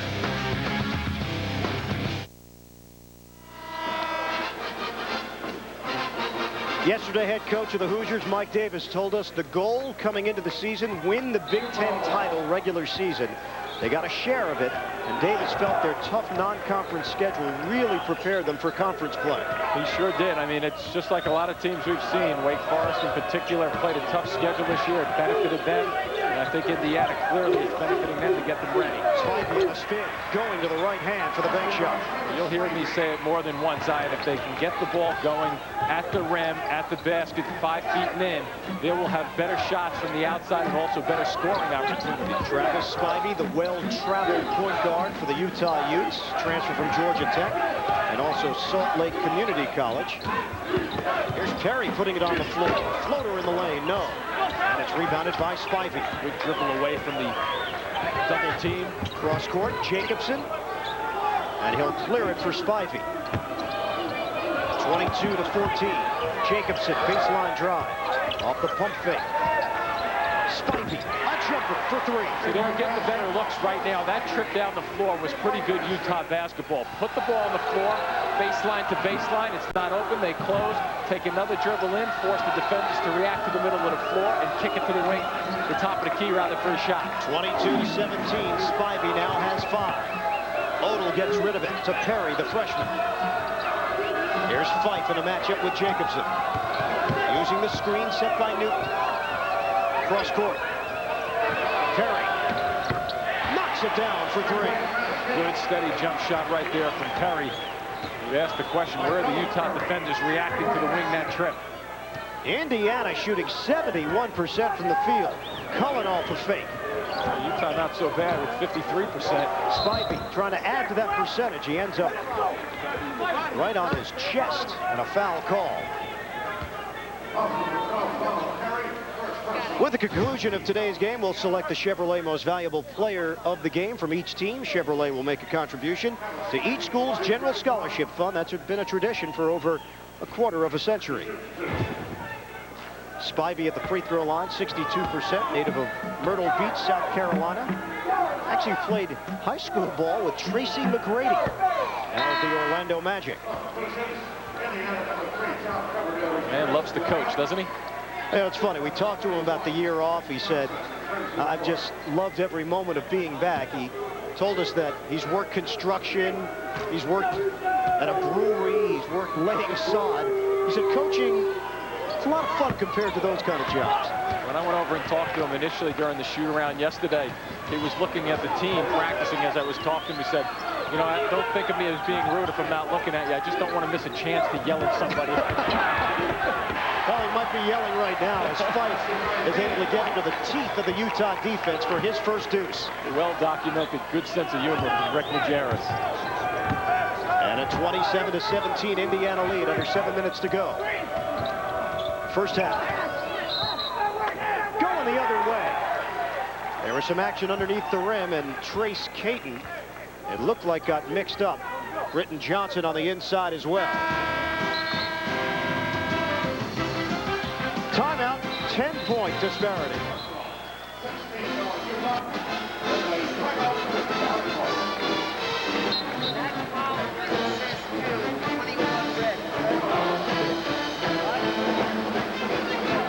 (27-17), Indiana with the lead, 6:48 to go here in the first half. Looked like the teams were heading for a timeout, and that's exactly what will happen here. And a confusion on the fouls. I think they believe there was a bonus situation. I don't think it's there yet. Now we'll step aside and come back with more.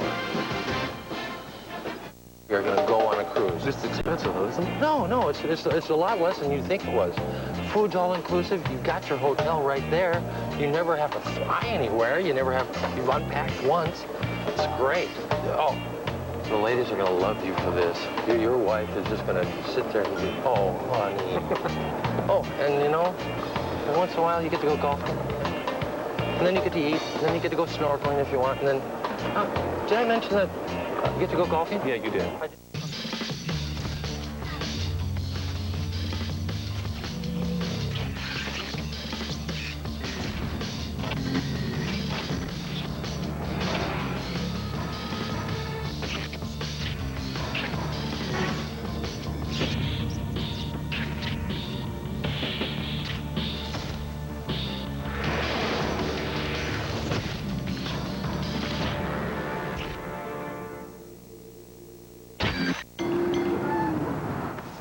Road game, huh? I just love road games. No distractions, just you against the world. It's an opportunity to prove yourself, to show everyone out there you can win no matter what. It's just a sales call. Son, there's no such thing as just a sales call. When you're on the road, count on Fairfield Inn's inviting affordable rooms. Son, you need a fight song. Yeah, fight song. Break coach and break. Road game, huh? Now make 3 stays and earn 2 free nights. Call 1-888-MARRIOTT today. Fairfield Inn. Your Marriott awaits. Hey, Ray, look at this. Wall-to-wall entertainment. You want entertainment, Carl? I'll give you entertainment. Look, Carl, I'm a maniac! Maniac! No argument here. Let's see their entertainment do this. Whoa, Ray, I don't want to see anything do that. At Blockbuster, the hottest new releases are guaranteed on DVD, so you'll always find the entertainment you want. That's it, Carl! Shake what your mama gave ya! Make it a Blockbuster night. This March, after the buzzer sounds, head into overtime with Dave. You need help with the zipper? The Late Show, weeknights on CBS.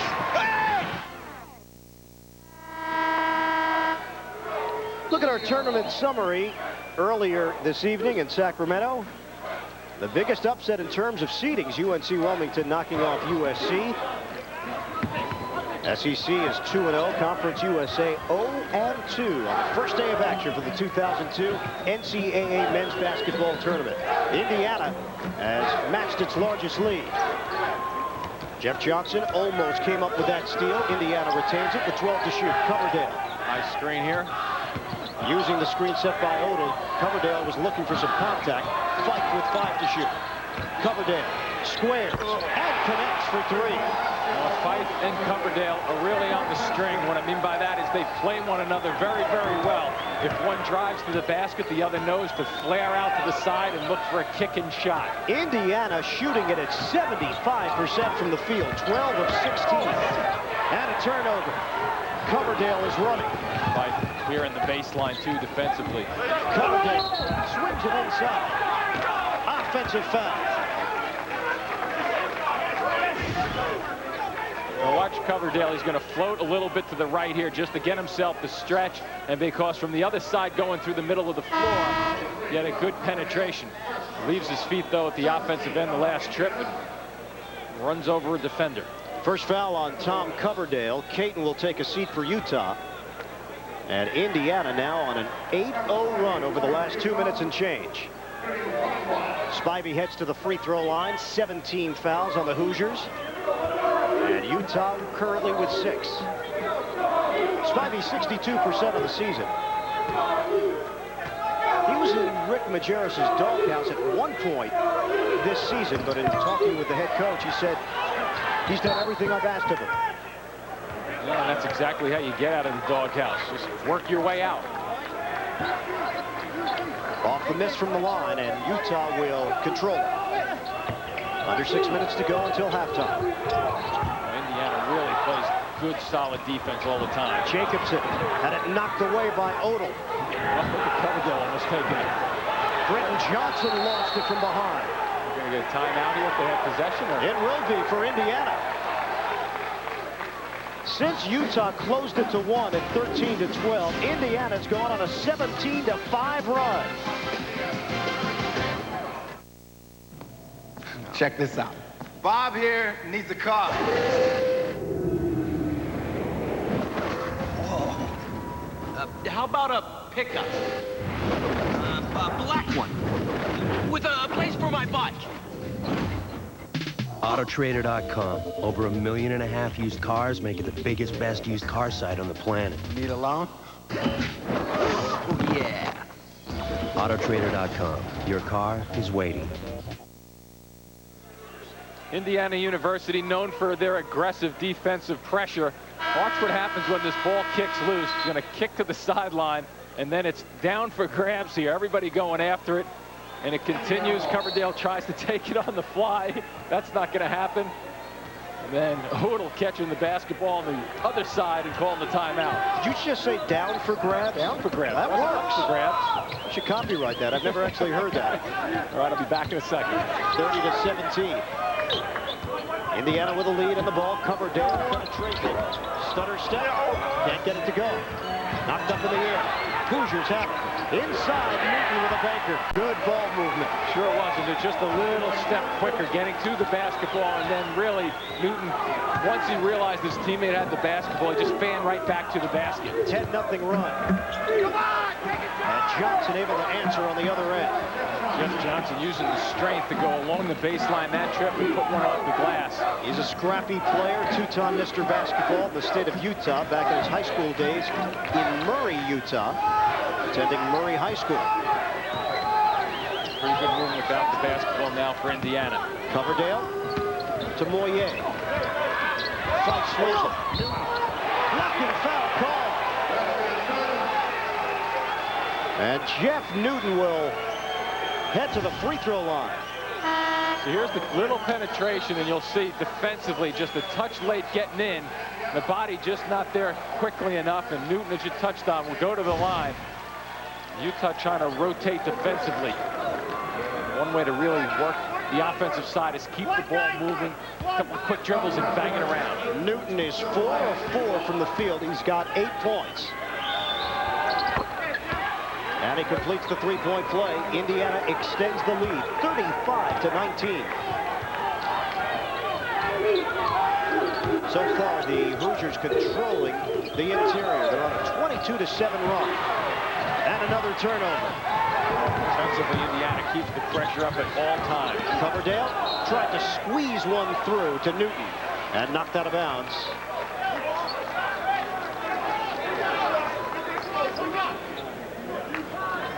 .4:18 to go. First half. Indiana holds on to it.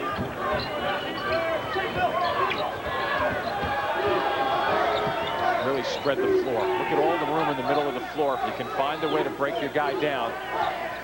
Jimmy, Utah shooting 57% from the field, yet they trail by 16. It's hard to believe. Newton way off. Odell offensive rebound. Turns inside. Odell banked it through, and an offensive foul was called. And one of the things they have really started to do a pretty good job of is going after the offensive glass. Here you see Newton taking that shot, and just over the top, Odell goes up over and finishes it off. And they will count the hoop for Jared Odell. Odell called on his second foul, and it turns into free throws for Travis Spivey. 37-19 Hoosiers. And Spivey 0 for 3 from the free throw line. He's the only player that's attempted free throws for Utah. He's just missed his 4th straight. Stop and go. Coverdale to Fife. The dribble and kick. Fife hanging. Bank shot, no. Newton, Fife. They can't stop them on the interior. No, and they're just plugging it right down the middle of the floor. And it's really, you know, we talk about the inside guys, and it appears as if they're dominating, but it's really the perimeter play that's bringing the ball to the basket that's opening the seam. Newton has come off the bench for 11. A creative attempt by Jeff Johnson. And Utah's going to hold on to the basketball following this timeout. Indiana has opened this thing up. Largest lead of the night. It's 20. I'd like to take a look at my investments. Can Fidelity help me with some planning? Go through what I'm invested in, goals and so forth? Of course. You know, now might be a good time to look at your entire portfolio. Yeah? You can help? Well, certainly. With Fidelity Portfolio Review, we can help you draw a complete picture. Really? Sure. Fidelity and non-Fidelity accounts, IRAs, 401k, stocks, mutual funds, even the effects of taxes. How do we start? Well, we meet in person or over the phone. That's great. Let's get rolling. For a free review of your portfolio, call 1-800-FIDELITY. We weren't technically a garage band since we practiced in a barn. We still make a lot of noise, only now it's on the phone. Introducing AT&T Unlimited. Luckily, I pay one flat rate and we talk till we're hoarse. $19.95 a month for unlimited long-distance calls to any AT&T residential long-distance customer. Call all you want, whenever you want, and never watch the clock. I love them, but I'm not going to pay a lot to listen to them. Nobody ever did. Call 1-800-REACH-OUT to enroll. There I am. I can't hear a thing. I'm trying to talk to somebody, and voila, it's a conversation bubble. That's a winner. That's a surefire winner. When CCB Industries created the Convo Bub, they brought the Kinko's Network team in-house, giving them the technology and people to illuminate the idea and reach growing global markets. And when the phenomenon exploded, Kinko's grew with them. Introducing the Kinko's Network. If it could help a company like this succeed, imagine what it could do for yours. Turn me up. I can feel the joy all around. Each generation has found they've got their own understand. Some to lay it out. You've got your own other groove. Maybe you can't sleep, get your mood. And things that leave you can lose. Some to shout it out. Who's that toy of Pepsi? Pepsi. For those who think young. See one man's dream to build a sandwich empire. Possible name for Italian sub? the Hemi Aiello. An all-new King of Queens, CBS Monday. This Monday, CBS presents the birth of a new comedy. When Baby Bob opens his mouth, you won't believe what you'll hear. Catch the premiere of Baby Bob Monday after the King of Queens here on CBS. Indiana shooting it at 70%. And they have a 39-19 lead. Utah still at 53%, down 20. I know, it's worth repeating. Johnson, baseline, kick out. Jacobson off the pump fake. Having trouble getting a good look at the basket. Spivey, outside, and Cullen. He's really been their only offense, at least consistently here in this first half. He's been draining them from long range, and he's got 11 points. Well, when it comes to shooting the three ball, he is in the top 5 all-time at Utah, so he has the ability to step away. Coverdale, long three, rims out.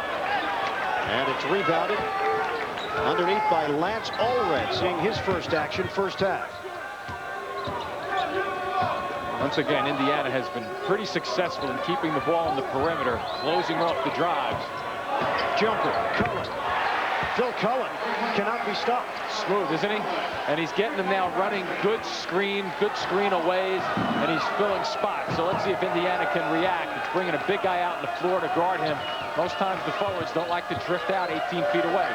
He is 4 of 4 from long range, and he's got 14 points overall.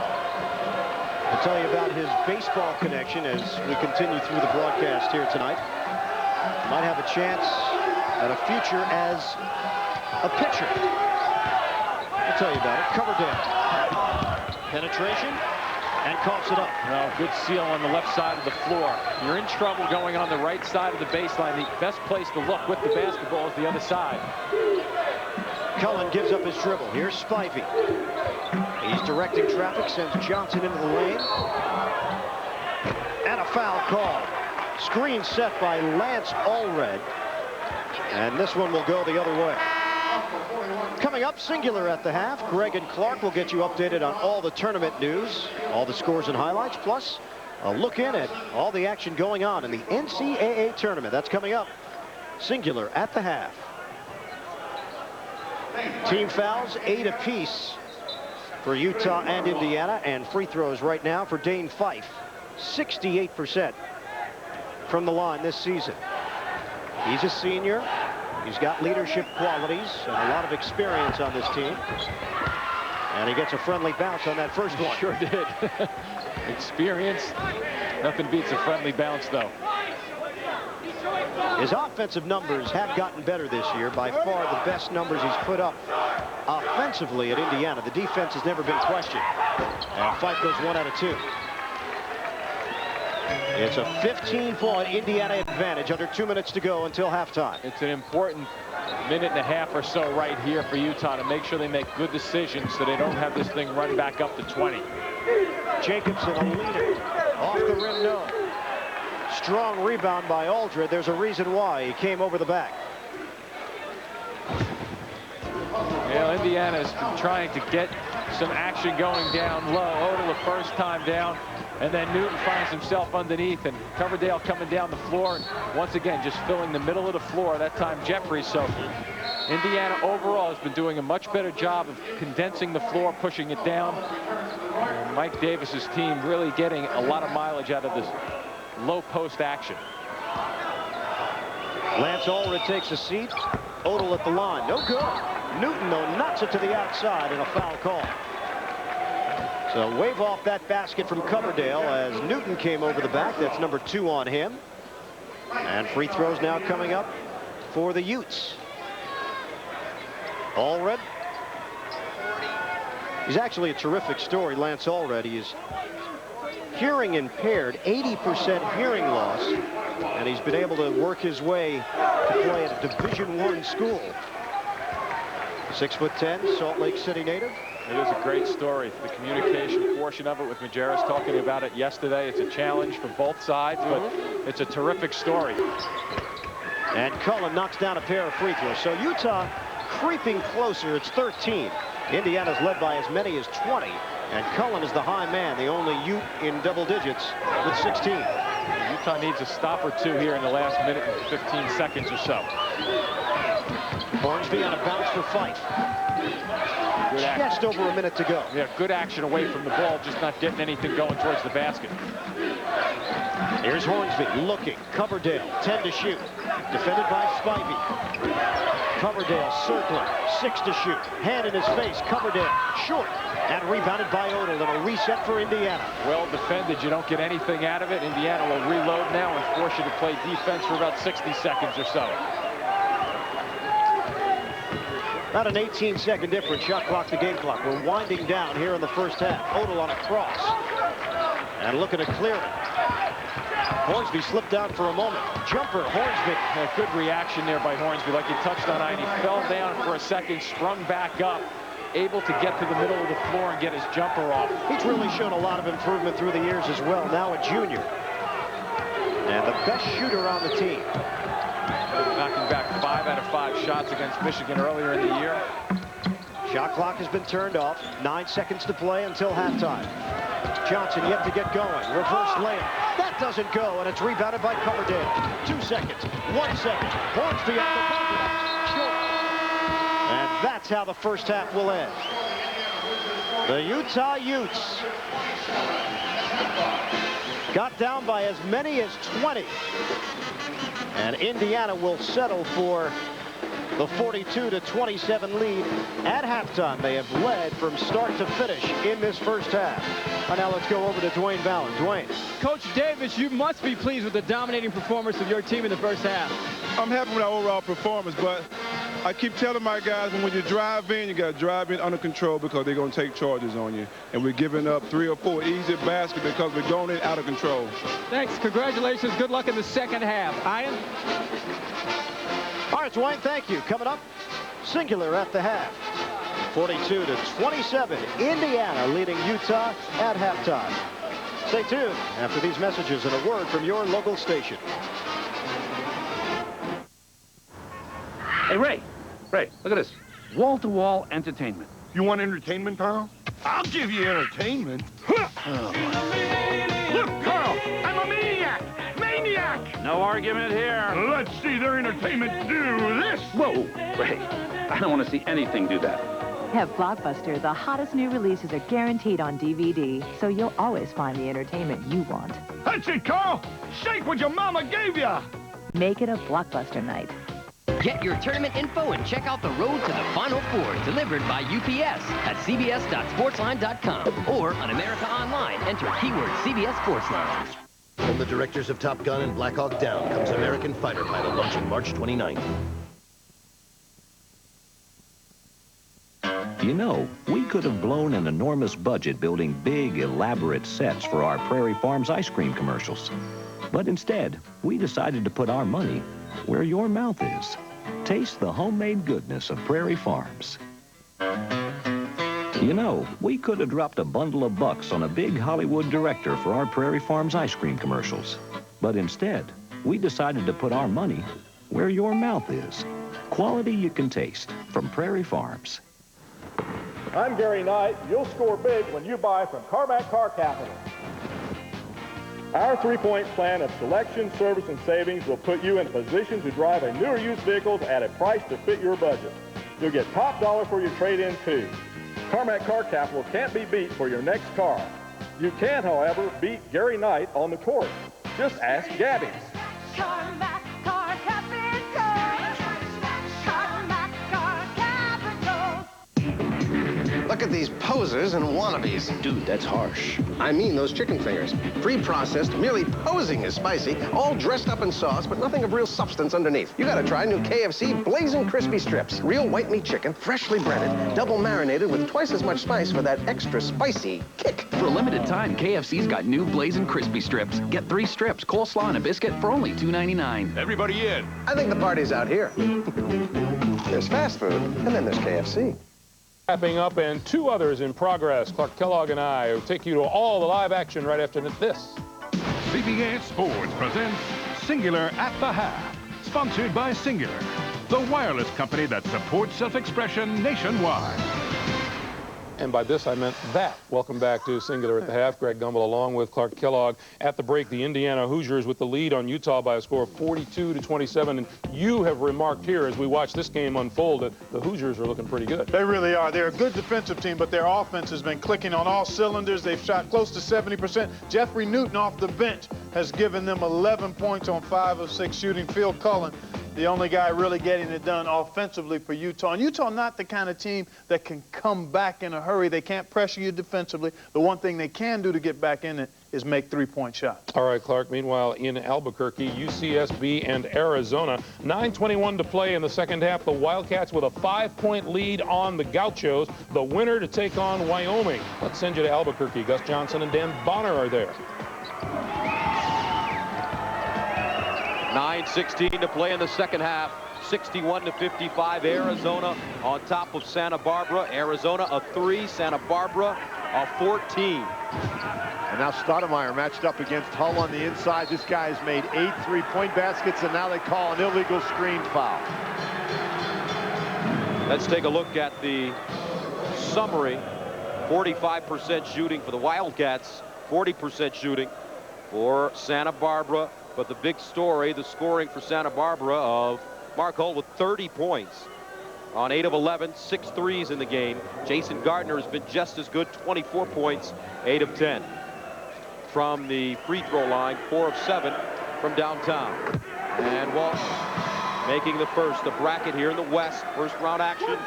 The winner of this game takes on Wyoming, who shocked Gonzaga. Both free throws good. And Arizona has been very effective from the free throw line. And the problem for Santa Barbara in the second half is they simply have not been able to stop Arizona.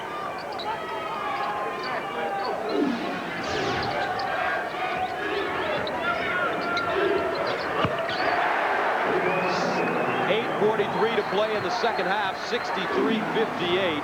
Arizona is led by as many as 8. However, Santa Barbara refuses to go away. And the three-point basket is what's keeping Santa Barbara in the game. Walton working hard. Anderson, quick release. It's good. Anderson has stroked it himself today. He has 14 points, has hit 3 threes. And all 3 of those threes have come in the second half. And look at the three-point shooting. All right, Arizona in the lead, but UCSB has tightened things up with 8 minutes to play now in the second half. Meanwhile, in St. Louis, Stanford and Western Kentucky is now a 4-point game. The Cardinal in the lead. Let's go there. Dick Enberg and Matt Gukas. With 12 minutes, 21 seconds left in the second half here in St. Louis. Western Kentucky down by 16 in this second half with 2 minutes, 15 seconds gone. Has rallied on a 16-4 run and have pulled within 4 of Stanford. A team ranked and seeded 8th. Western Kentucky, the 9th seed. The winner will play number 1 seed Kansas on Saturday. 5-minute run, 16-4. Inside it goes to the freshman Little. Rebound taken down by Williams. And here comes Western Kentucky. And here's the man who has ignited the rally, Patrick Sparks. Now, we've actually had some very good basketball for the last 5 minutes. And now both big men out getting a rest right now. But Western Kentucky has the momentum going their way. And David Boyden, who had only 2 points a starter, he hits the 3.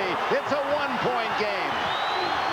Montgomery has not elected to use a timeout in this 17-4 run. Inside to Davis. He finally ends the drought for Stanford. 11:23 to go here in St. Louis. Stanford leading by as much as 16 in the second half, but Western Kentucky, with quite a rally, have pulled within 3. And Boyden looking for the tie. Jacobson, the scoring star for Stanford, with a rebound. And that intense defensive pressure throughout employed by Western Kentucky, is it taking its toll on Stanford? And Stanford has to find a way to get Casey Jacobson a good look. Of course, the Western Kentucky defense has been zeroing in on him. He's working on the baseline now. Julius Barnes for 3. A big tray from Barnes, who has 10. 59-43 And it's not like Casey Jacobson has to score on the play, but just if the ball touches his hand, he is actually the best creator out on the floor for offense for the Cardinals. Like Luke Walton at Arizona, point forward. Sparks maneuvering and can't hit the shot against Hernandez, but the foul on young Chris Hernandez. 10 minutes and 20 seconds to go in the second half here in St. Louis. It's been all Stanford from the early going, building a 16-point lead at 40-24, 2 minutes into the second half. But Western Kentucky with quite a rally, pulling within 3, and now it's Stanford at 49-43. Julius Barnes with this tray to ease some of the pressure for Stanford. You see with Casey Jacobson putting the ball on the floor, starting to penetrate, drawing the 3 red-shirted Western Kentucky players, and that'll create a lot of openings. Chris Marcus coming back in the game now for Western Kentucky as Coach Dennis Felton is trying to make sure he has him fresh and rested. He 2 personal fouls in the first half, only played 3 minutes, and has come on in the second half and made a huge difference. Meanwhile, Curtis Borchert, the big man for Stanford, is on the bench. Sparks looking for his 12th point. Rebound Barnes. Sparks with a near steal. So that is now a 5-point game. Still plenty of time to be played in the second half as they come up on 10 minutes. One other final in Greenville, South Carolina. Duke wins at 84-37. The Blue Devils shot 62% from the floor. Thank you for joining us here in New York on Singular at the half. We'll send you back to Sacramento for the second half of Utah and Indiana right after this. CBS Sports presents Singular at the Half, sponsored by Singular, the wireless company that supports self-expression nationwide.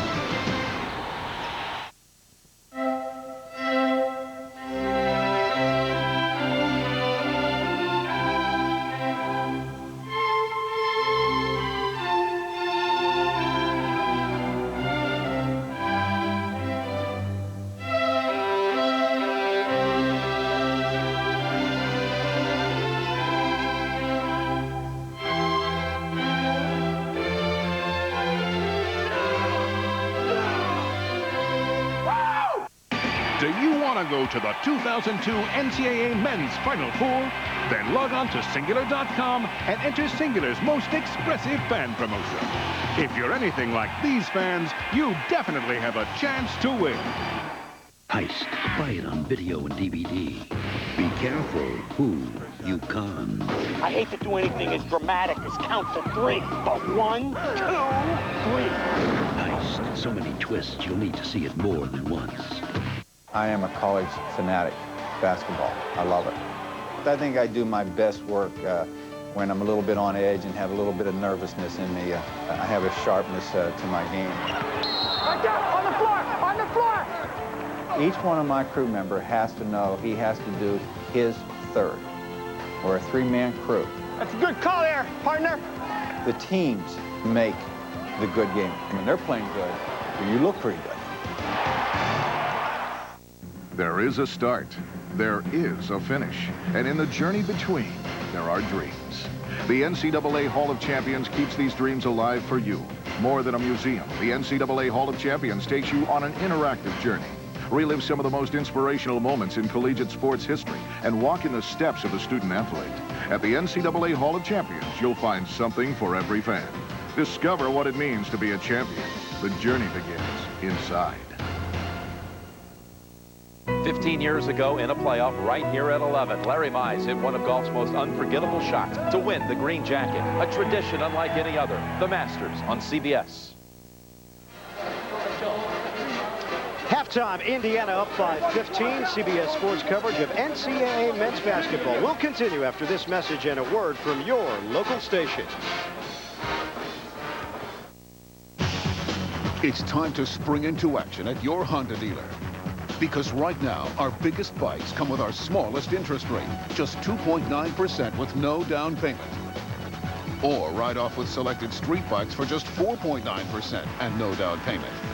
Or if you'd rather spring for low payments, our Cool Shadow 750s start at just $90 a month with your Honda card. Spring into action now at your Honda dealer.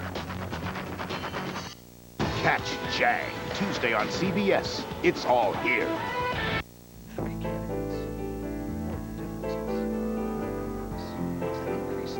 Costing taxpayers millions.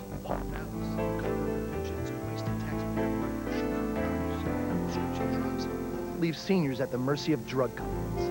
Rob Blagojevich. A plan to create over 50,000 jobs for our part of Illinois. Protect pensions. Make prescription drugs affordable. Endorsed by AFL-CIO and Illinois teachers. Rod Blagojevich for all of Illinois.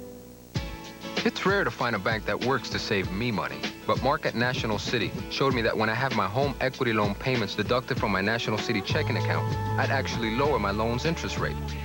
I was single, low on capital, and starting my own company, but that didn't stop Elaine at National City from getting me what I needed.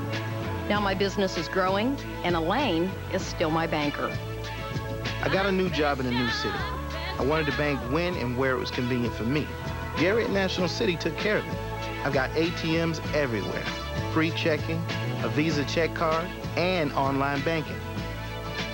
Gary understood me, but that's no surprise, because the people at National City don't see me like this. They see me for who I really am.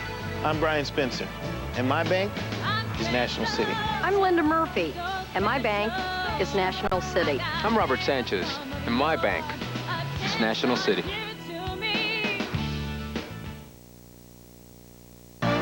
CBS Sports exclusive coverage of the NCAA Basketball Championship is sponsored by Pontiac,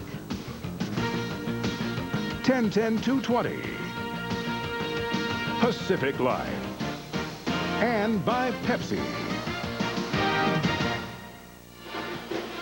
We're ready for second half action here in Sacramento, and Indiana with a 42-27 lead here at Arco Arena. Welcome back, everybody. Ian Eagle and Jim Spinarco. Fourth game of 4 here in Sacramento. Difference here first half. Indiana a little bit more assertive offensively in your eyes? Oh, I'd say because they're trying to do things with the basketball, they're trying to go towards the basket a little bit more. Utah's been floating around the outside. Cullen's been knocking back some outside shots, but for the most part, I think Utah has to really focus on taking it to the basket, put the ball on the floor, and then kick if the drive isn't there. Now Utah has some room to make up. They've trailed by as many as 20. 11 Utah turnovers has turned into 19 Hoosier points. And we're just underway. Second half.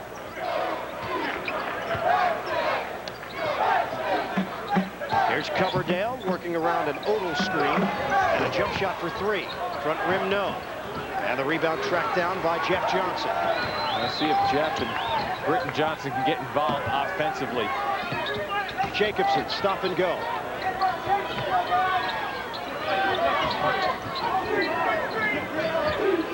Getting a touch, Lance Allred on a kickout. He gets the start here in the second half.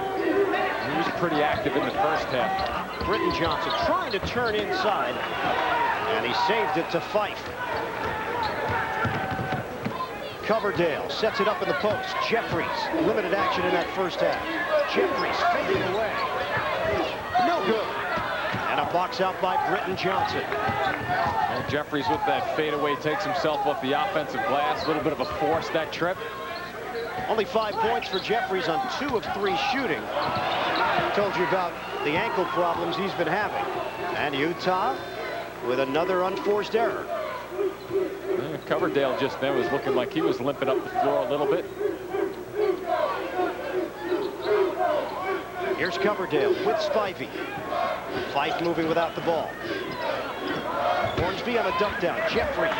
He got great position on the interior. And very good use of the entire sections of the floor. They're going from the right side of the floor, whipping it back over to the weak side. As the ball was coming across, Jeffries was positioning himself before the catch. Wow. Another Utah turnover. Coverdale ahead of the net, and he lays it in. Coverdale comes out limping again. He's struggling right now. Looks like the right ankle possibly, just not putting a whole lot of pressure on it. A timeout. Indiana extends its lead. Early stages, second half. What would you do with the Pontiac Grand Am? We'd probably put a little pep in our step, ladies. What's something you've never done before? Let's go go-karting and bump each other. How's my driving?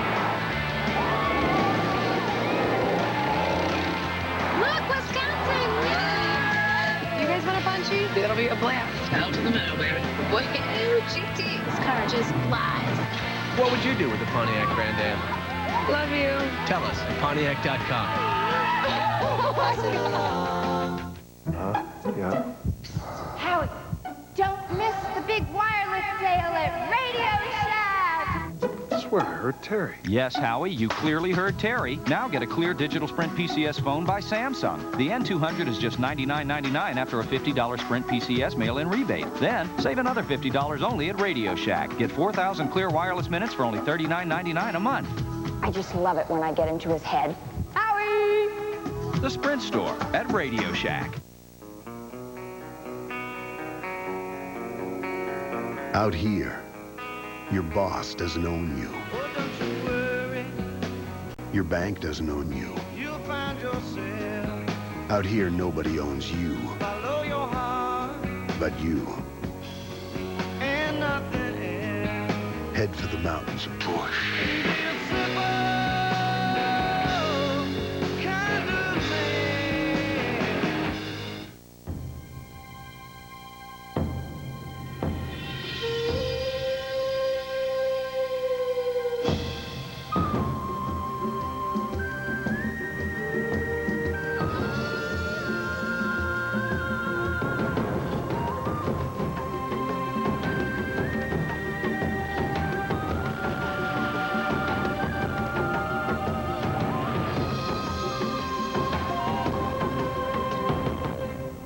He's an ordinary 6-month-old. Dada. With one little difference. Do you prefer Dada? Dad seems more natural to me. Baby Da, premiere CBS Monday. Indiana very close to matching its largest lead. They are up by 19. They led by as many as 20 in the first half. And we have 2 minutes gone by here. Second half from Sacramento. Cullen, he had the hot hand of the first half, and it will spill over into the second half. 19 points for Phil Cullen. He is 5 of 5 from three-point range. He played baseball in the Mariners organization over the summer. And still may have a future as a major leaguer. 6'9", that's an imposing figure. Mariners like those tall pitchers, huh? Didn't they have a guy called the Big Unit at one point? They sure did. Randy Johnson. You're all over it, Jimmy. Oh, I love that baseball game. Odell on a kick out for Coverdale. Coverdale leading in for 2. That's been the message that Indiana's been saying. Coverdale continues to limp up and down the floor. Tough, gritty performance from him, but that's the drive that Indiana's been able to get. Coverdale with 14. Jeffries a better job that time against Cullen on the perimeter. Jacobson yet to get going. Neither Johnson brother has stepped forward either. Spivey on a split. Kick out. Off the hand of Britton Johnson and out of bounds. And now let's check in with Dwayne Ballard. Hi, and back on February 26th, Tom Coverdale of Indiana injured his lower back against Illinois, and periodically the pain will flare up and really bother him, hence the noticeable limp you see now. Now for Coverdale, as Jimmy mentioned, a tough performer. He has produced well under pressure, second team all Big Ten. And he is having some problems right now. Yeah, it looks almost like he's indicating that some portion of his leg is bothering him also, to go with the back problems that he's been experiencing this season. Donald Perry has come in, the freshman from Tallulah, Louisiana.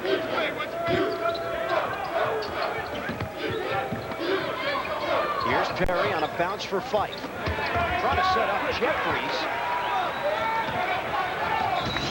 Plenty of time left in the second half, but Indiana's lead over Utah is now 18, 48-30. Meanwhile, UCSB just won't shake away from Arizona. It's a 6-point game. Let's join Gus Johnson and Dan Bonner. 78-72 Arizona. 2:43 to go in the second half of play. It has been a 3-point bomb fest. And Santa Barbara desperate now for something they've gotten very few of in the second half, and that's a defensive stop.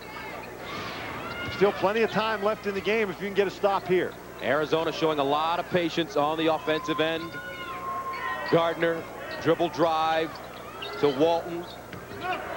Inside Anderson, stripped out of bounds with 4.6 to shoot. And the winner of this game moves into the second round to take on Wyoming, who upset 6th-seeded Gonzaga.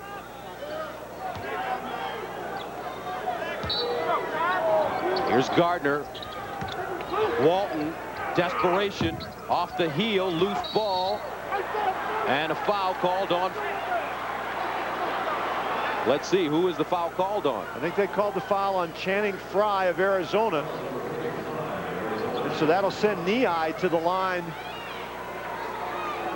for Santa Barbara. Neai, a 74% free throw shooter. Santa Barbara with the chance to get closer, and the clock stopped at 2:13. That's the best thing that can happen for Santa Barbara. They get a stop, and then they get a foul.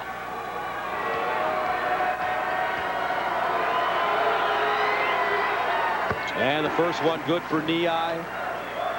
74% free throw shooter.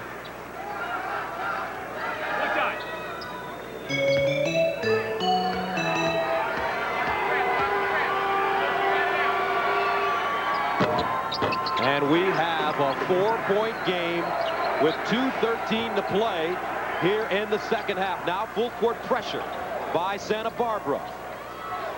Gardner brings it up the floor. He's got Walton with him. Walton finds Stoudemire. You want to run time off the clock, but you don't want to get overly conservative.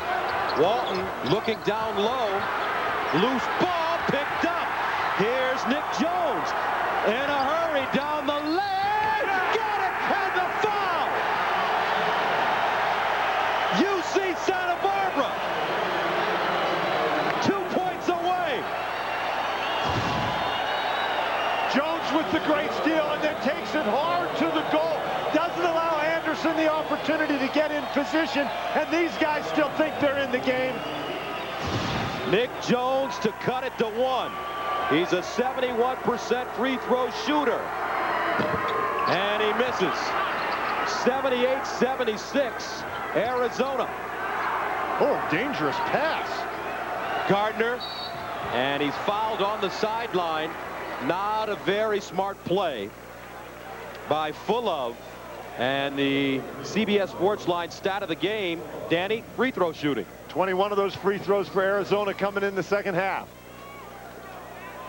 Get complete tournament coverage at cbs.sportsline.com or on America Online. Enter keyword CBS Sports Line. Gardner at the line, 10 of 12 tonight. First one good.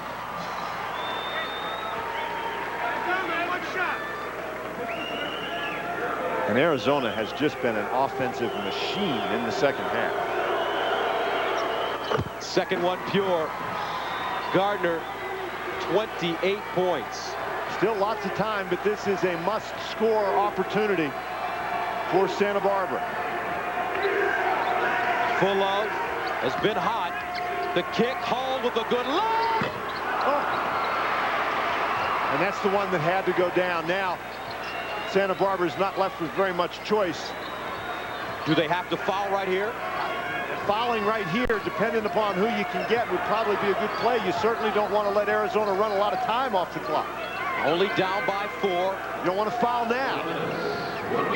A minute to play. Gardner, 10 on the shot clock. Picks it up. Walton, Stoudemire, driving, changing his shot. Inside Anderson there for the follow. Well, now you've got to get a 3. You're down 6 points. You've got to get a 3, and you've got to get it quickly. 2 possession game still. 82-76. Fulov. Jones, way short with the rebound. Partially blocked by Frye and a foul.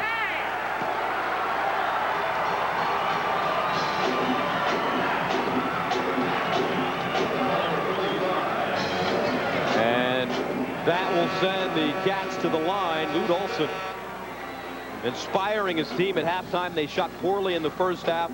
They failed to take care of the ball in the first half, turning it over 9 times. But how about this? Only 11 total turnovers now. 2 in the second half of play. Neai fouls out with 4 points and 3 rebounds. The senior, in his final game at Santa Barbara, has had a fine career. What a gritty, determined effort by Santa Barbara. 27 seconds left. 82-76. back to Albuquerque after this. If you could peer into the soul of the newest Mazda, what would you see?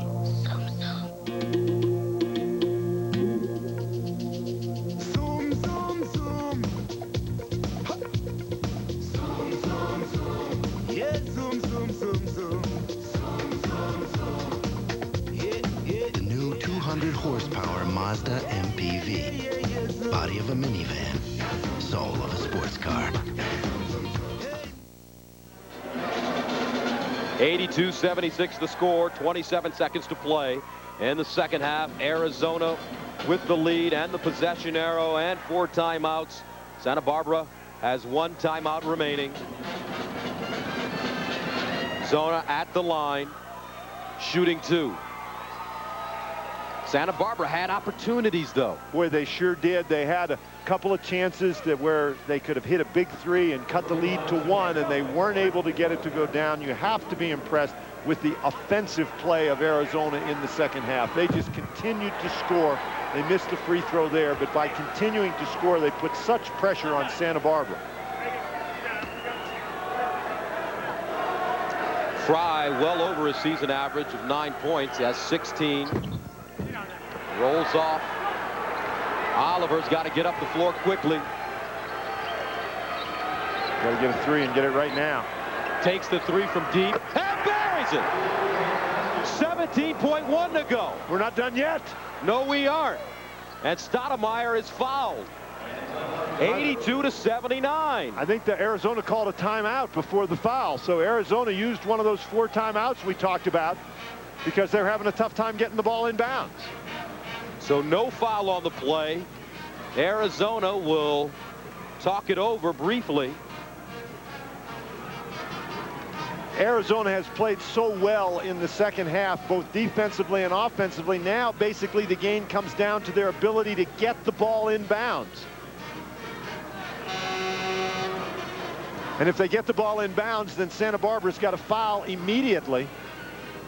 Channing Frye, the last time he was at the free throw line, he missed 2 that set up this opportunity for the Gauchos. And oddly enough, the man you want to foul is Walton.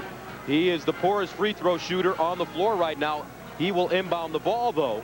He's at 66%. And that's one way to keep the ball out of his hands in terms of creating a free throw opportunity for him. Because if Santa Barbara doesn't get the steal, they have to foul the first guy who catches it. Gardner wants the ball. Stoudemire fouled, and he will go to the line. 2 of 4 this evening. Salim Stoudemire, the cousin of former Arizona great Damon Stoudemire. You see an outstanding free throw shooter on the season, although he missed 2 on that technical foul. Hasn't missed 2 free throws in a game this entire year.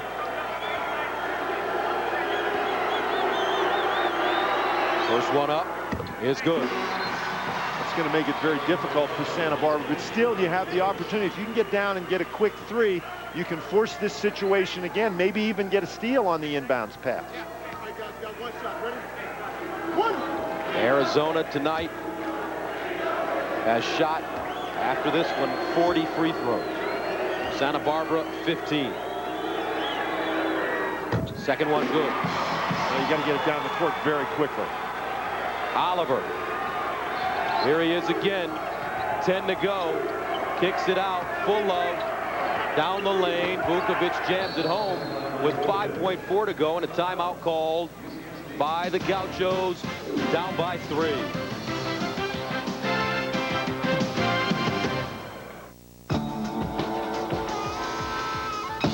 Brown says make your life easy. Brown tells me you have all the choices you want. Brown says to me, get your shipments to your customers when they need it, where they need it. Brown says relax. We'll get it done. Brown says, how about some more pie? Brown would say that. Shipping on your schedule. What can Brown do for you? Hey, Ray, look at this. Wall-to-wall entertainment. You want entertainment, Carl? I'll give you entertainment.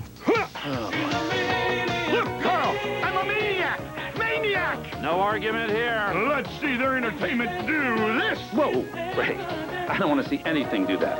At Blockbuster, the hottest new releases are guaranteed on DVD, so you'll always find the entertainment you want. That's it, Carl. Shake what your mama gave you. Make it a Blockbuster night.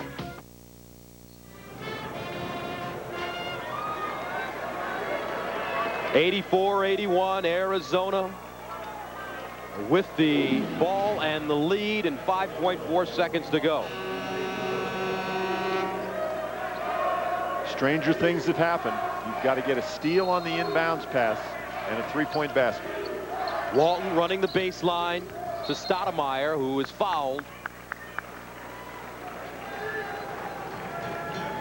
And he makes the walk to the other end of the floor. What a season it's been for Bob Williams and the Gauchos from Santa Barbara. They beat Cal Poly, UC Irvine, and Utah State to advance to the NCAA tournament. They should be very proud of all of their accomplishments this evening and this season. Stoudemire. And that'll do it. Yes, it should. 31 of 41 from the line for Arizona.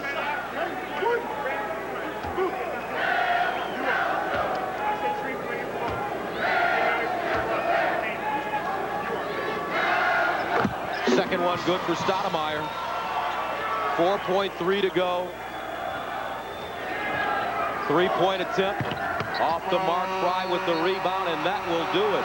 Arizona defeats Santa Barbara after trailing by 3 at halftime, 86-81. A huge game for Jason Gardner, 28 points. Anderson had 19. Arizona advances to the second round, where they will meet Wyoming, a 3 versus 11. And the Chevrolet players of the game, Mark Hull, what an outing. 32 points, 8 of 11 from the three-point line, a career high. Jason Gardner had 28 and 5 assists. For Dan Bonner, this is Gus Johnson saying so long. Solomon Wilcots as well. Coming up after this, we will go to Greg Gumbel, who's standing by at our studio in New York.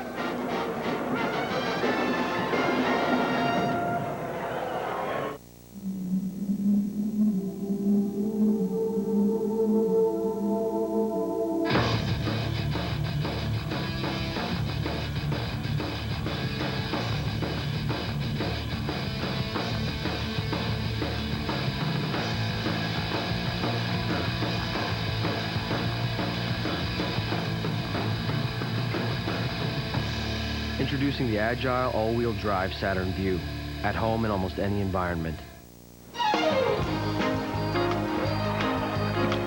that beats the others cold. Pepsi pours it on. Pepsi's got that special taste created for the cold. The cold turns on that Pepsi drive, makes Pepsi Cola come alive. Taste that beats the others cold. Pepsi pours it on. Dennis, listen, got a little advertising opportunity for you, Pally. Foot powder. Yeah, foot powder, right. Forget about it. Well, before you say that, it's a truckload of money. Sam, I don't do commercials, period. Hey, you're preaching to the choir. I told them that. Know why I don't do commercials? Why's that, pal? Because they're dishonest. They lie. Boy, that's strong language. I'm supposed to peddle some product I don't even use. Forget about it. I'm not going to do it. I wouldn't let you do it. You better believe it.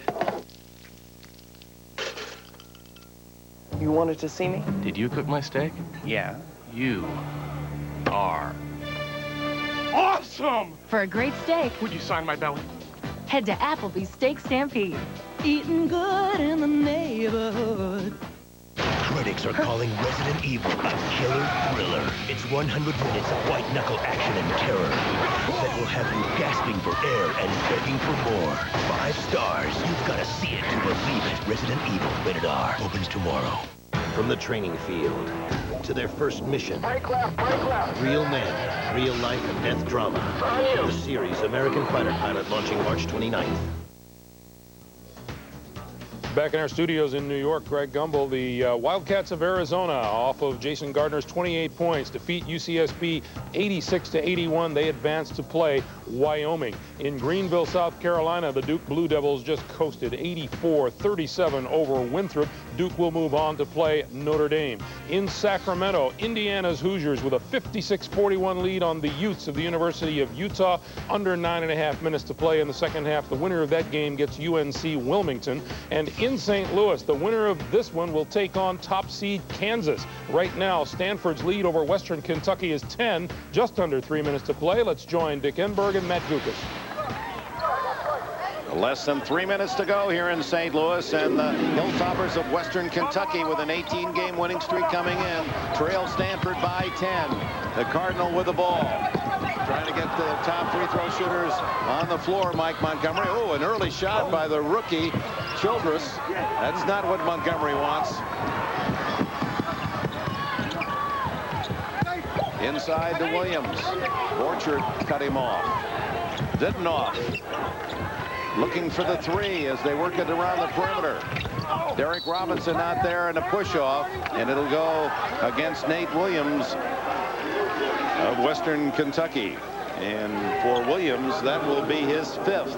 That time the Hilltoppers did a better job of pushing the ball. They got it into the post quickly, and that little diagonal pass back out. Didnoff had the open look at the three, just wasn't ready to pull the trigger. But how about the shot by Josh Childress? Way too early on the shot clock. Williams being informed personally by the official, as you look at the game summary, that was his fifth foul. Sparks, Western Kentucky, the freshman guard, with 14. And Borchard was 16, plus double figures in rebounds, too. He had 11 boards.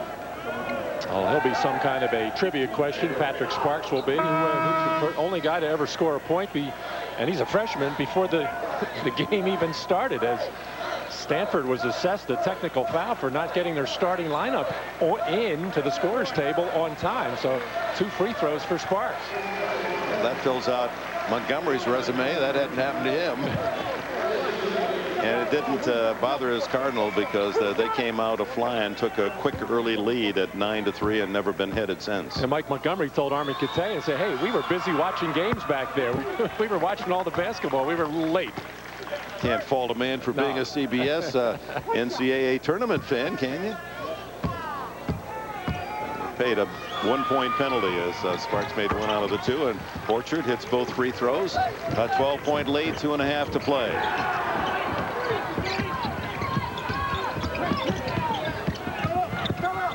Didnoff working inside. And the rebound, Kirschoffer. Stanford will try to milk some clock here. Pressured Sparks on the ball, Hernandez.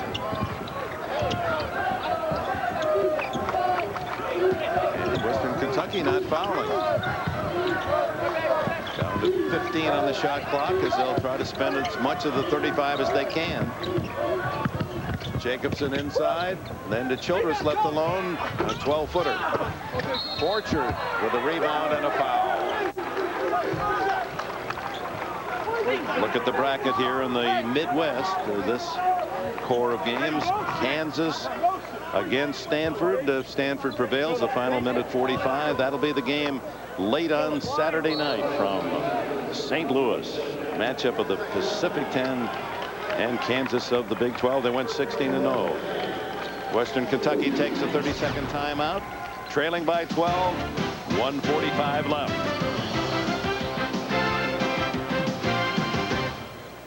We're bringing this brand new car around today. It's called the Pontiac Vibe. Sounds like a party wagon. This is the road trip mobile. I like the silver. Drove, circles. This is my kind of ride. The new Pontiac Vibe, all the way to the NCAA Men's Final Four with CBS Sports.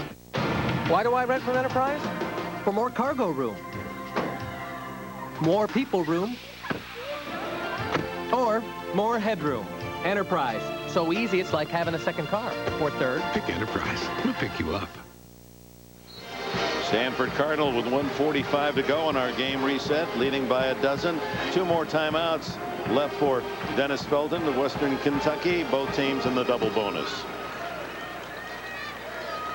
Well, Dennis Felton telling his team, saying, hey, we have plenty of time with our three-point capability. All we've got to do is push the ball up quickly. And the best way to do it, and we've said this a number of times, and they do get good looks, because when the ball goes inside, that the defense of Stanford naturally collapses, and that's when you get those kick-out good looks at threes.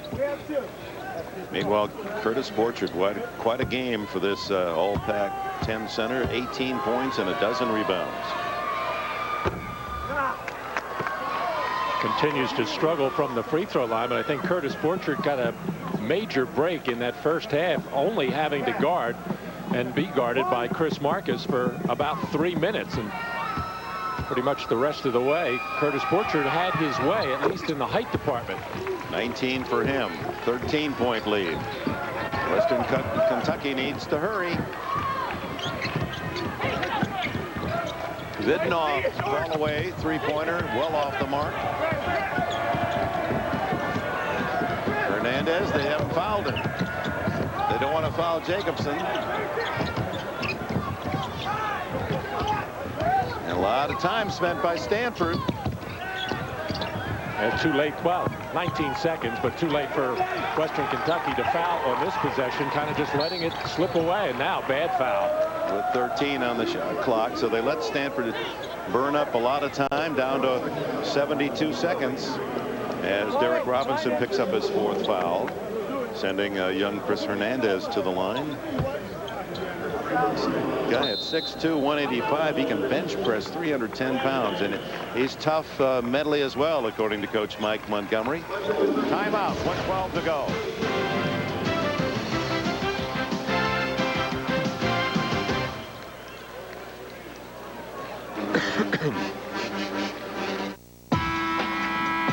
Hi, everyone. I'm back in town to get you on your feet again.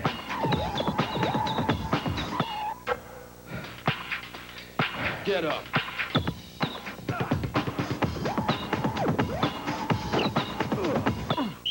Okay, fellas. So what do you think? Good offense or good defense?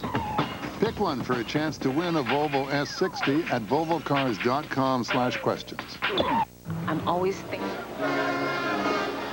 And we're back in St. Louis, and not too many hours from now, another quadruple header here on CBS. 4 different sites. Those are the early games. First tip at 12:15 Eastern, 9:15 out on the West Coast. Most of you will see Michigan State and North Carolina State. Anxious to see a game I'm fascinated by is Xavier and Hawaii. Xavier, the 7th seed, with Big West in the middle, and everyone says that Hawaii team is well underrated. Well, not by the Tulsa Golden Hurricane. They 3 times they're going up against Hawaii, coming up short in every one of them. And of course, people don't get to see Hawaii because the game's out west so late. But they could do some damage in this tournament. Tulsa lost only 6 games, 3 to Hawaii. Tulsa beating Marquette earlier here in St. Louis today, and that rebound by Jacobson just about does it all in for Western Kentucky. Only 62 seconds left. Stanford has built its lead back up to 15. The big star Chris Marcus unable to really contribute in the first half, and that one of the key stories in this game today.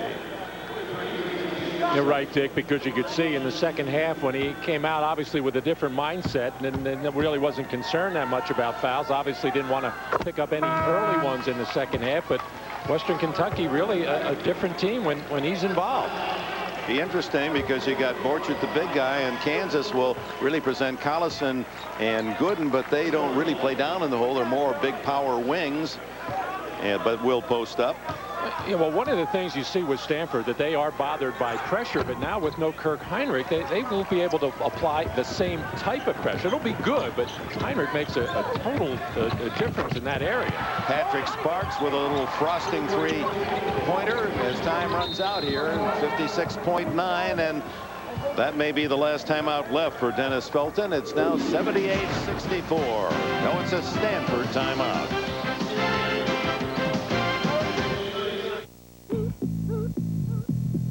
Squad is a unit that's together, so you're only as good as the slowest person in your squad. It's not about me anymore. We need to get through this together. Everybody gets the same training. Doesn't matter if you're going active or reserve.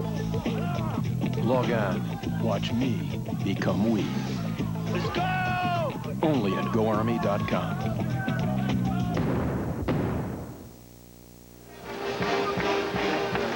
The brackets here in St. Louis in the Midwest, it'll be Kansas and Stanford looking ahead.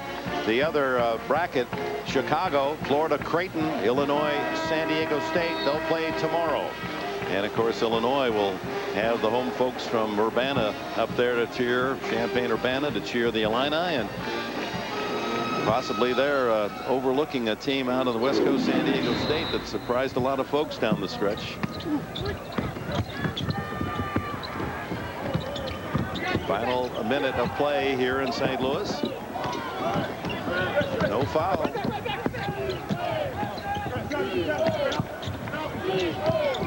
Time running out. Hernandez finally fouled to stop the clock. 40 seconds left.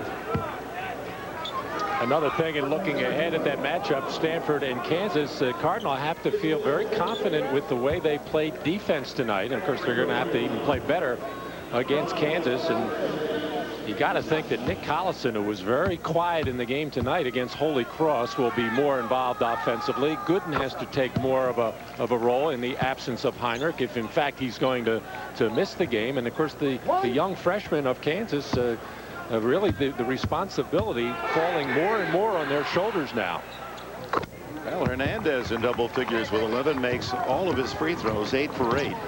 And Mike Montgomery will get the 20th win of the season. 8 straight years Montgomery with at least 20 wins at Stanford. And the foul underneath against Rob Little, his 4th. Sends Pandolf to the line. And you got to think that Nick Collison and Drew Gooden and Wayne Simeon, the front court players for the Jayhawk, will have their problems with Curtis Borchard, who showed tonight he can do a lot of damage around the basket. Outstanding offensive game for Borchard, other than at the free throw line, but 7 for 11 from the field, 12 rebounds. Borchard's dad, a 9-year veteran offensive lineman in the NFL. This man at the free throw line, Pandolf, his dad boxed in the Olympics 2 years. 64 and 68, was a amateur heavyweight champion in Europe.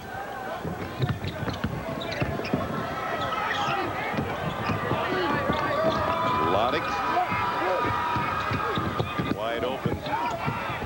Can't pass that one up, and the miss. And then tipped back in by Nick Robinson, a freshman who has been used sparingly throughout this year. Sparks hits the 3. 15 seconds left. 82-68 Stanford. I think Robinson just wanted to fatten up his stats there. Get the miss, get a little offensive rebound.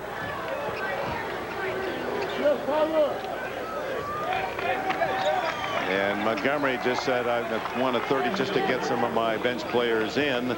Now they can say they were in this NCAA tournament. Down to the final ticks. And wide open is Robinson, and he makes sure of this one, so 4 points for him off the bench. He's a freshman from Liberty, Missouri, and here in his home state, Sparks fires again, and that'll do it. An impressive win for the Stanford Cardinal. A disappointing loss for Western Kentucky as their 18-game win streak ends here in St. Louis.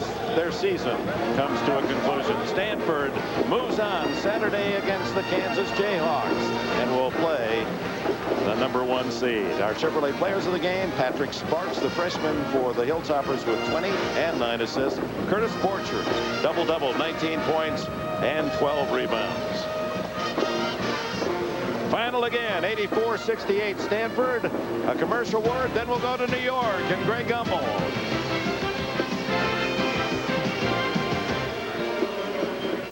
There it is, as grand as it gets. The Masters on CBS. The lights. Last time he fought against his sworn enemies. Stop! This time he will fight with them. We will bring you a truth. To destroy a new breed of terror. You want me to hunt them, but you? Calling all freaks. Not know who you are messing with. Wesley Snipes. Blade 2. Rated R. Starts Friday, March 22nd. Lay him down. Okay, you have a straight, impressive. You have a full house, jacks over tens. However, my friend here has the unbeatable pair of bacon and chicken. The king of clubs. Exactamundo. And nothing beats the king of clubs. Isn't this the king of clubs? No, that's a clover. Taco Bell's new Club Chalupa is the king of clubs. All white meat chicken and smoked bacon in a crispy chalupa shell. Raise the stakes with the king of clubs and think outside the box.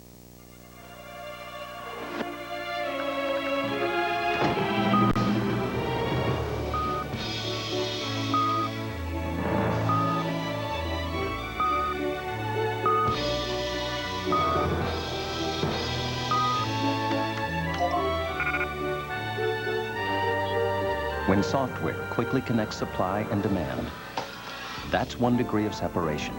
That's business with .NET from Microsoft. The Saab 9-3, exhilarating handling, gripping traction control, and the addictive 205 horsepower turbo. Contact your Saab dealer for a test drive. Just don't get carried away. Right now, lease a Saab 9-3 SE 5-door starting at $269 a month for 36 months. For details, see your Saab dealer.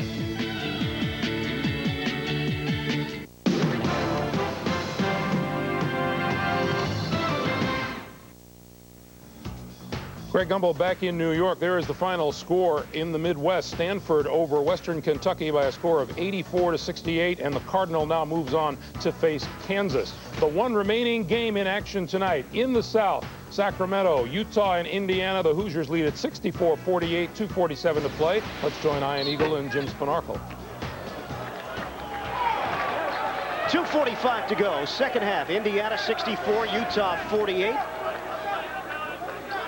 Indiana got off to a quick start, and they have never looked back. Utah had a couple of chances here in the second half with the door open to make a run, but it has just not materialized for Rick Majerus and company. Mike Davis's team has played hard-nosed defense. They've gotten buckets on the inside. And right now, 3 free throws coming for Nick Jacobson with 2:45 to play. Jacobson missing on the first attempt, 76% on the season, the sophomore. Game summary. Phil Cullen has been the go-to guy for Utah. 25 points. Coverdale high man for Indiana with 18. Jacobson just missed on the second attempt. And when they've had their opportunities, Utah, they just have not been able to cash in. And here at the line, Jacobson struggling, trying to make the most of the 3 opportunities, but just never able to really get a flow going at the offensive end of the floor. And you have to credit Mike Davis and company from Indiana's side. They've really clamped down and just never really allowed Utah to get the friendly looks. Just 1 out of 3 for Jacobson. And a foul called. Spivey was there. Indiana leading it 64-49. 2:45 left here at Arco Arena in Sacramento. Well, we take a look at the South bracket. North Carolina Wilmington pulled off a major shocker earlier. They knocked off the number 4 seed USC, so the Seahawks are waiting for the winner of this one. Duke advances on, as does Notre Dame, setting up a pretty interesting second-round matchup. Sure is. That's an interesting one. And, you know, just going back to the UNC Wilmington after Southern Cal buried that 3-point shot to tie it in regulation. Boy, not too many people thought that UNC Wilmington would snap back and really win that basketball game, but they really showed a lot of character. 65-49. Hoosiers. Johnson running one-hander. Gets the roll. Jeff Johnson and his brother Britton Johnson. Neither have put up big numbers here tonight. Part of the reason why Utah is trailing by as many as they are. 10 points total between the 2 brothers. And a foul call. Now, coming up after your local news, stay tuned. The Emmy Award-winning Late Show with David Letterman. Tonight, U.S. Airmen deliver the top 10 cool things about being in the Air Force. Plus, comedian Andy Richter and the CBS Mailbag. That's tonight on Dave. Fife at the line. And the first one goes down. You know, Utah just fouling at all circumstances whenever they're around the basketball right now, just to stop the clock and hope Indiana misses a few at the line. Well, we told you early in this broadcast, Rick Majerus 8-0 in the first round as the head coach of the Utes. And that unblemished mark is in major jeopardy now with 2:20 to play. Catch and go quickly right now. Can't take a whole lot of time off the clock offensively. Here's Caton putting it out on the floor. And he missed the finger roll. Long lead feed for Fife, and he'll get fouled out on the perimeter by Britton Johnson. Now looking ahead now, tomorrow's lineup, first round action continuing in the 2002 NCAA men's basketball tournament. In the East, Michigan State and NC State. Pretty good one on paper. Pennsylvania, champions of the Ivy League, taking on California. Creighton in the Midwest against Florida. And 15th seeded Illinois, Chicago against the number 2 seed Oklahoma as first round action rolls on.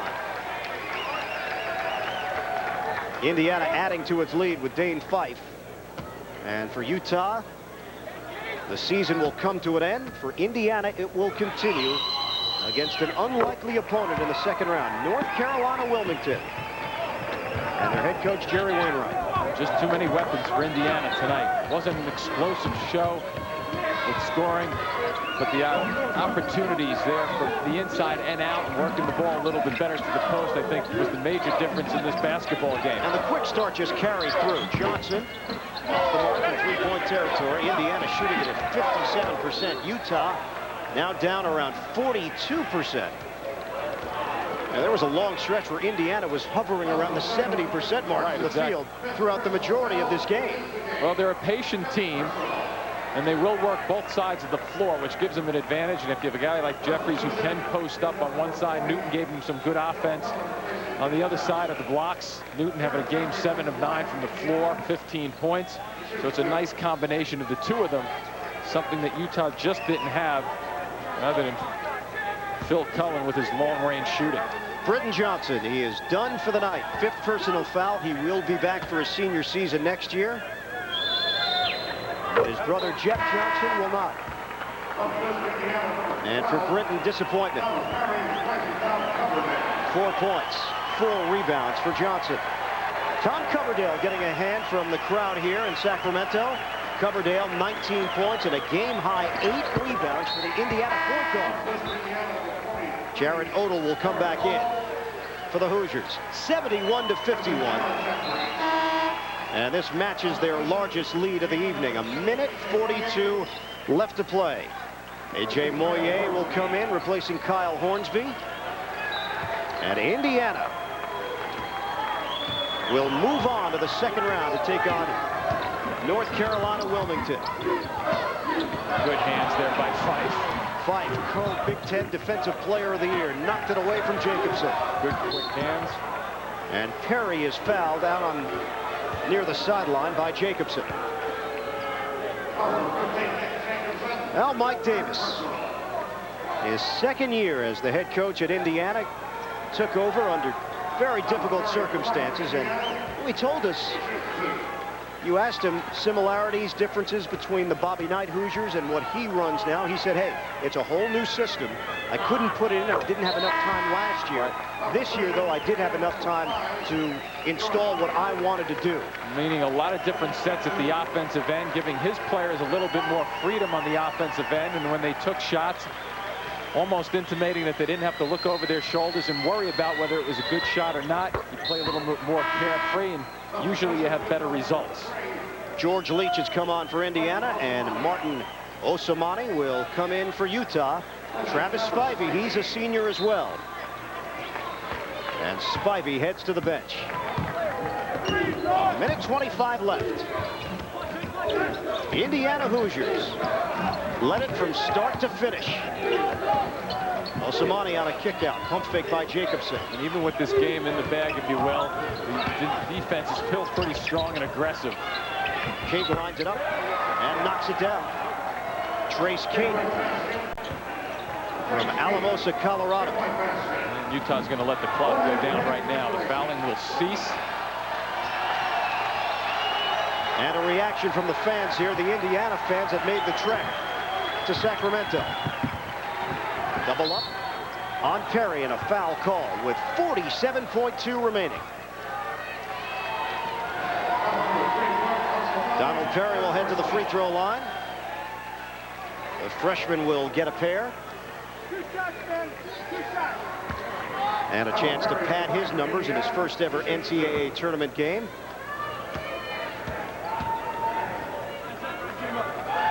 Perry, who has shown improvement throughout the season, enough that Mike Davis has trusted him to run this offense in those short spurts that Tom Coverdale goes to the bench.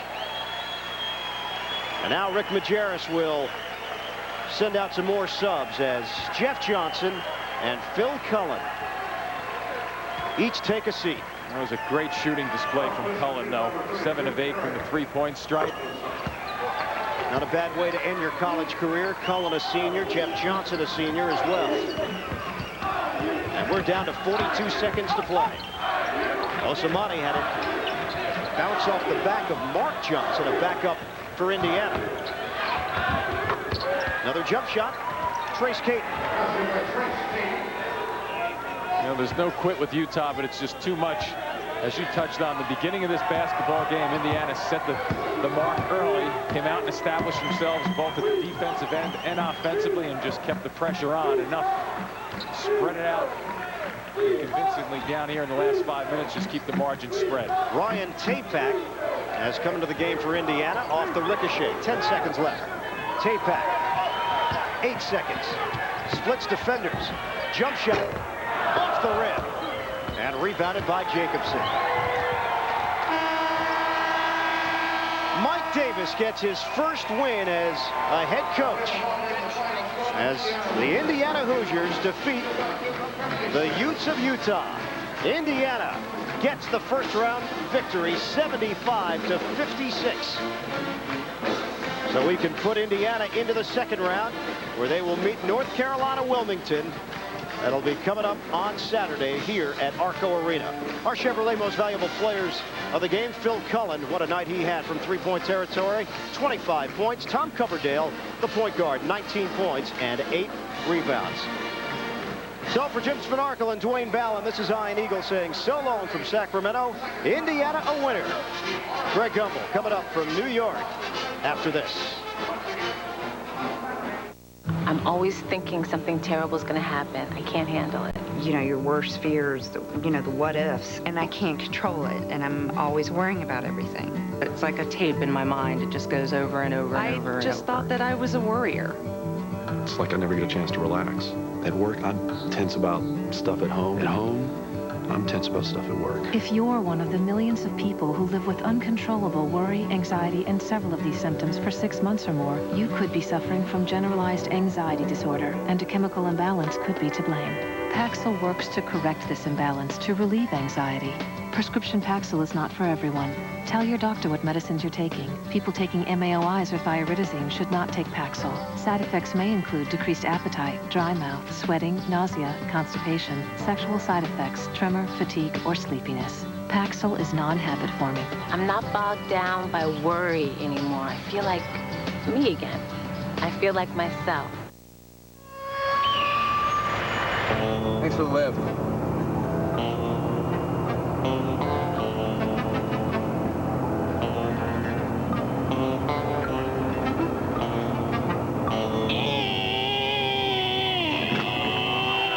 You jumped out? I jumped out of the moving truck. You're kidding. At that point, it was like my decision was made. I'm out of here.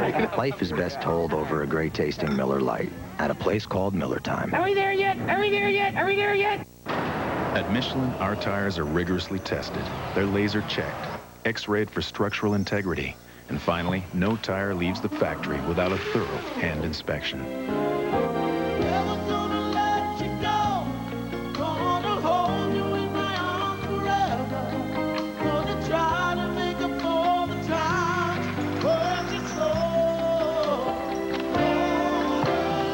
Michelin, because so much is riding on your tires.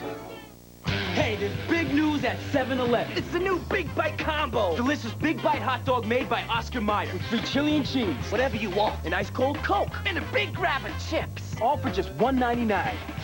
Oh, thank heaven. I can't allow you to leave. Now,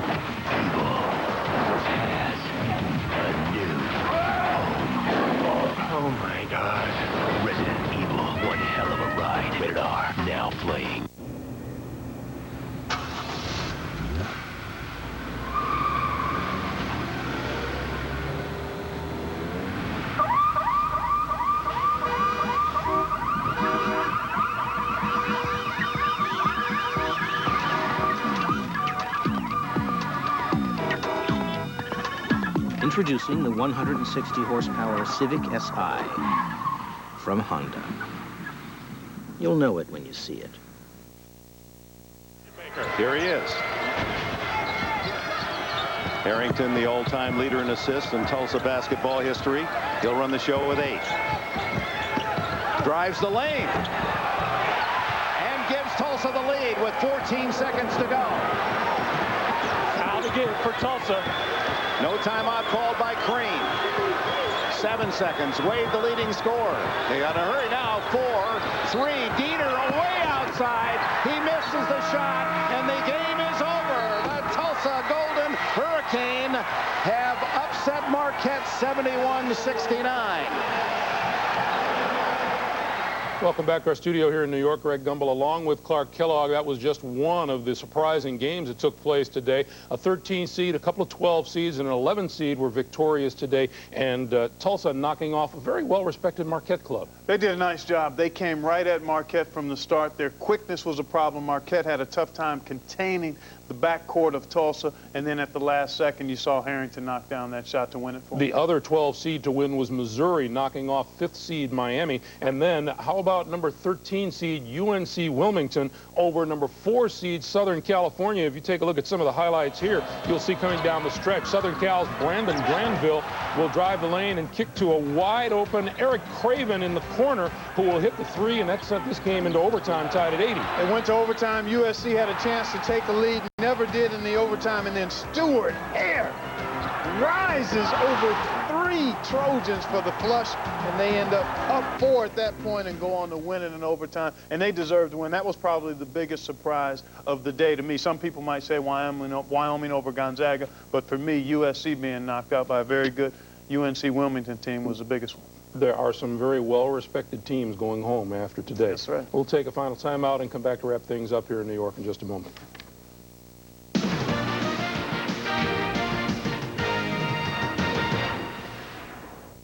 Bringing this brand new car around today. It's called the Pontiac Vibe. Sounds like a party wagon. This is the road trip mobile. I like the silver. Patrol, circles. This is my kind of ride. The new Pontiac Vibe. All the way to the NCAA Men's Final Four with CBS Sports.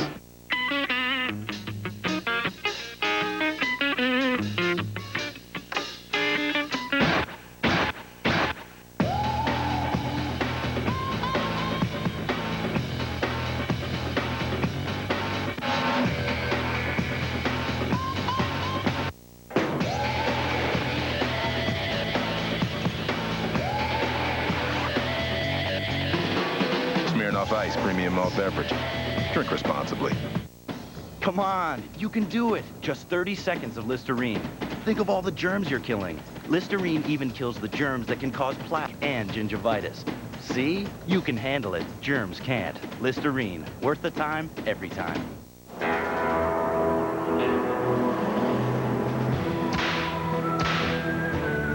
Roundup knocks out weeds in 24 hours. The leading imitator doesn't. Roundup knocks out weeds in 24 hours. Man, what are you up to in those Old Navy legendary cargoes? Old Navy legendary cargoes. The pants that legends are made of, with pockets to spare. They're the zip-offable, high-flyable, off-roadable, clip-climbable way to get into and out of trouble. At rock-solid prices. Just $26.50 and up. They're not just cargoes. They're legendary cargoes. Only at Old Navy. You dig?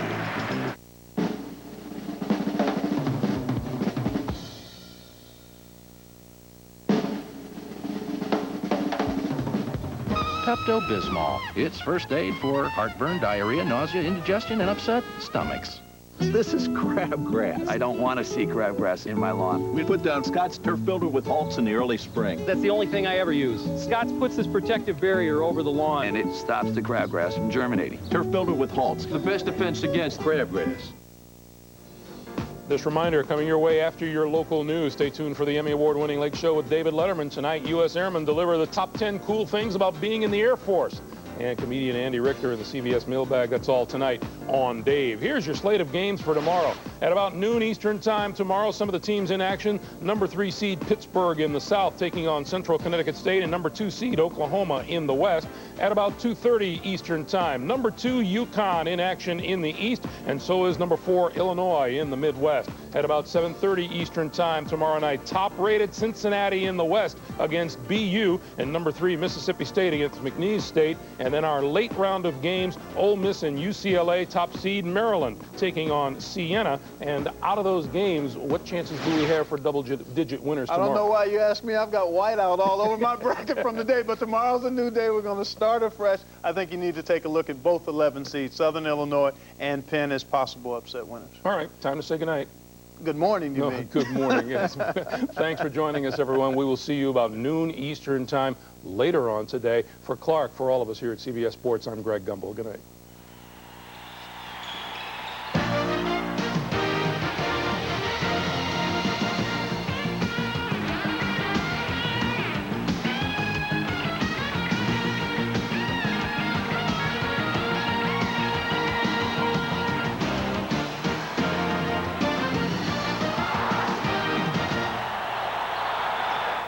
Watch Monday's highest-rated show, Everybody Loves Raymond, only on CBS. Eating too much of the fish you catch may not be good for you. Why? It depends on where you go fishing.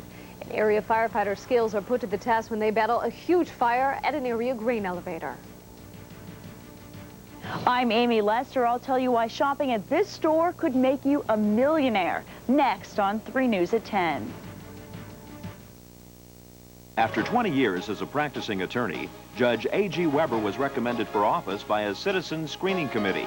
A unanimous Illinois Supreme Court agreed. Judge Weber has built a record of hard work and tough, no-nonsense application of the law.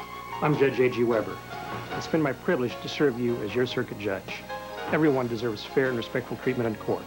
With your support, I can continue to make sure that everyone does. Vote Republican on March 19th for Judge A.G. Weber.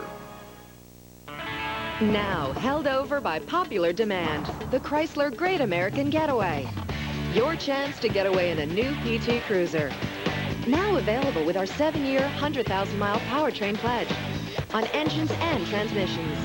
And it's all included in PT Cruiser's low price of just under $16,900. So get to the Getaway today for great products, great protection, and great value. That's the Chrysler Advantage. What do you do? You see. What do you do? You see. see. When you have dreams and you have plans. UC Bank understands. You see. We can help you financially. What do you do? You see. What do you do?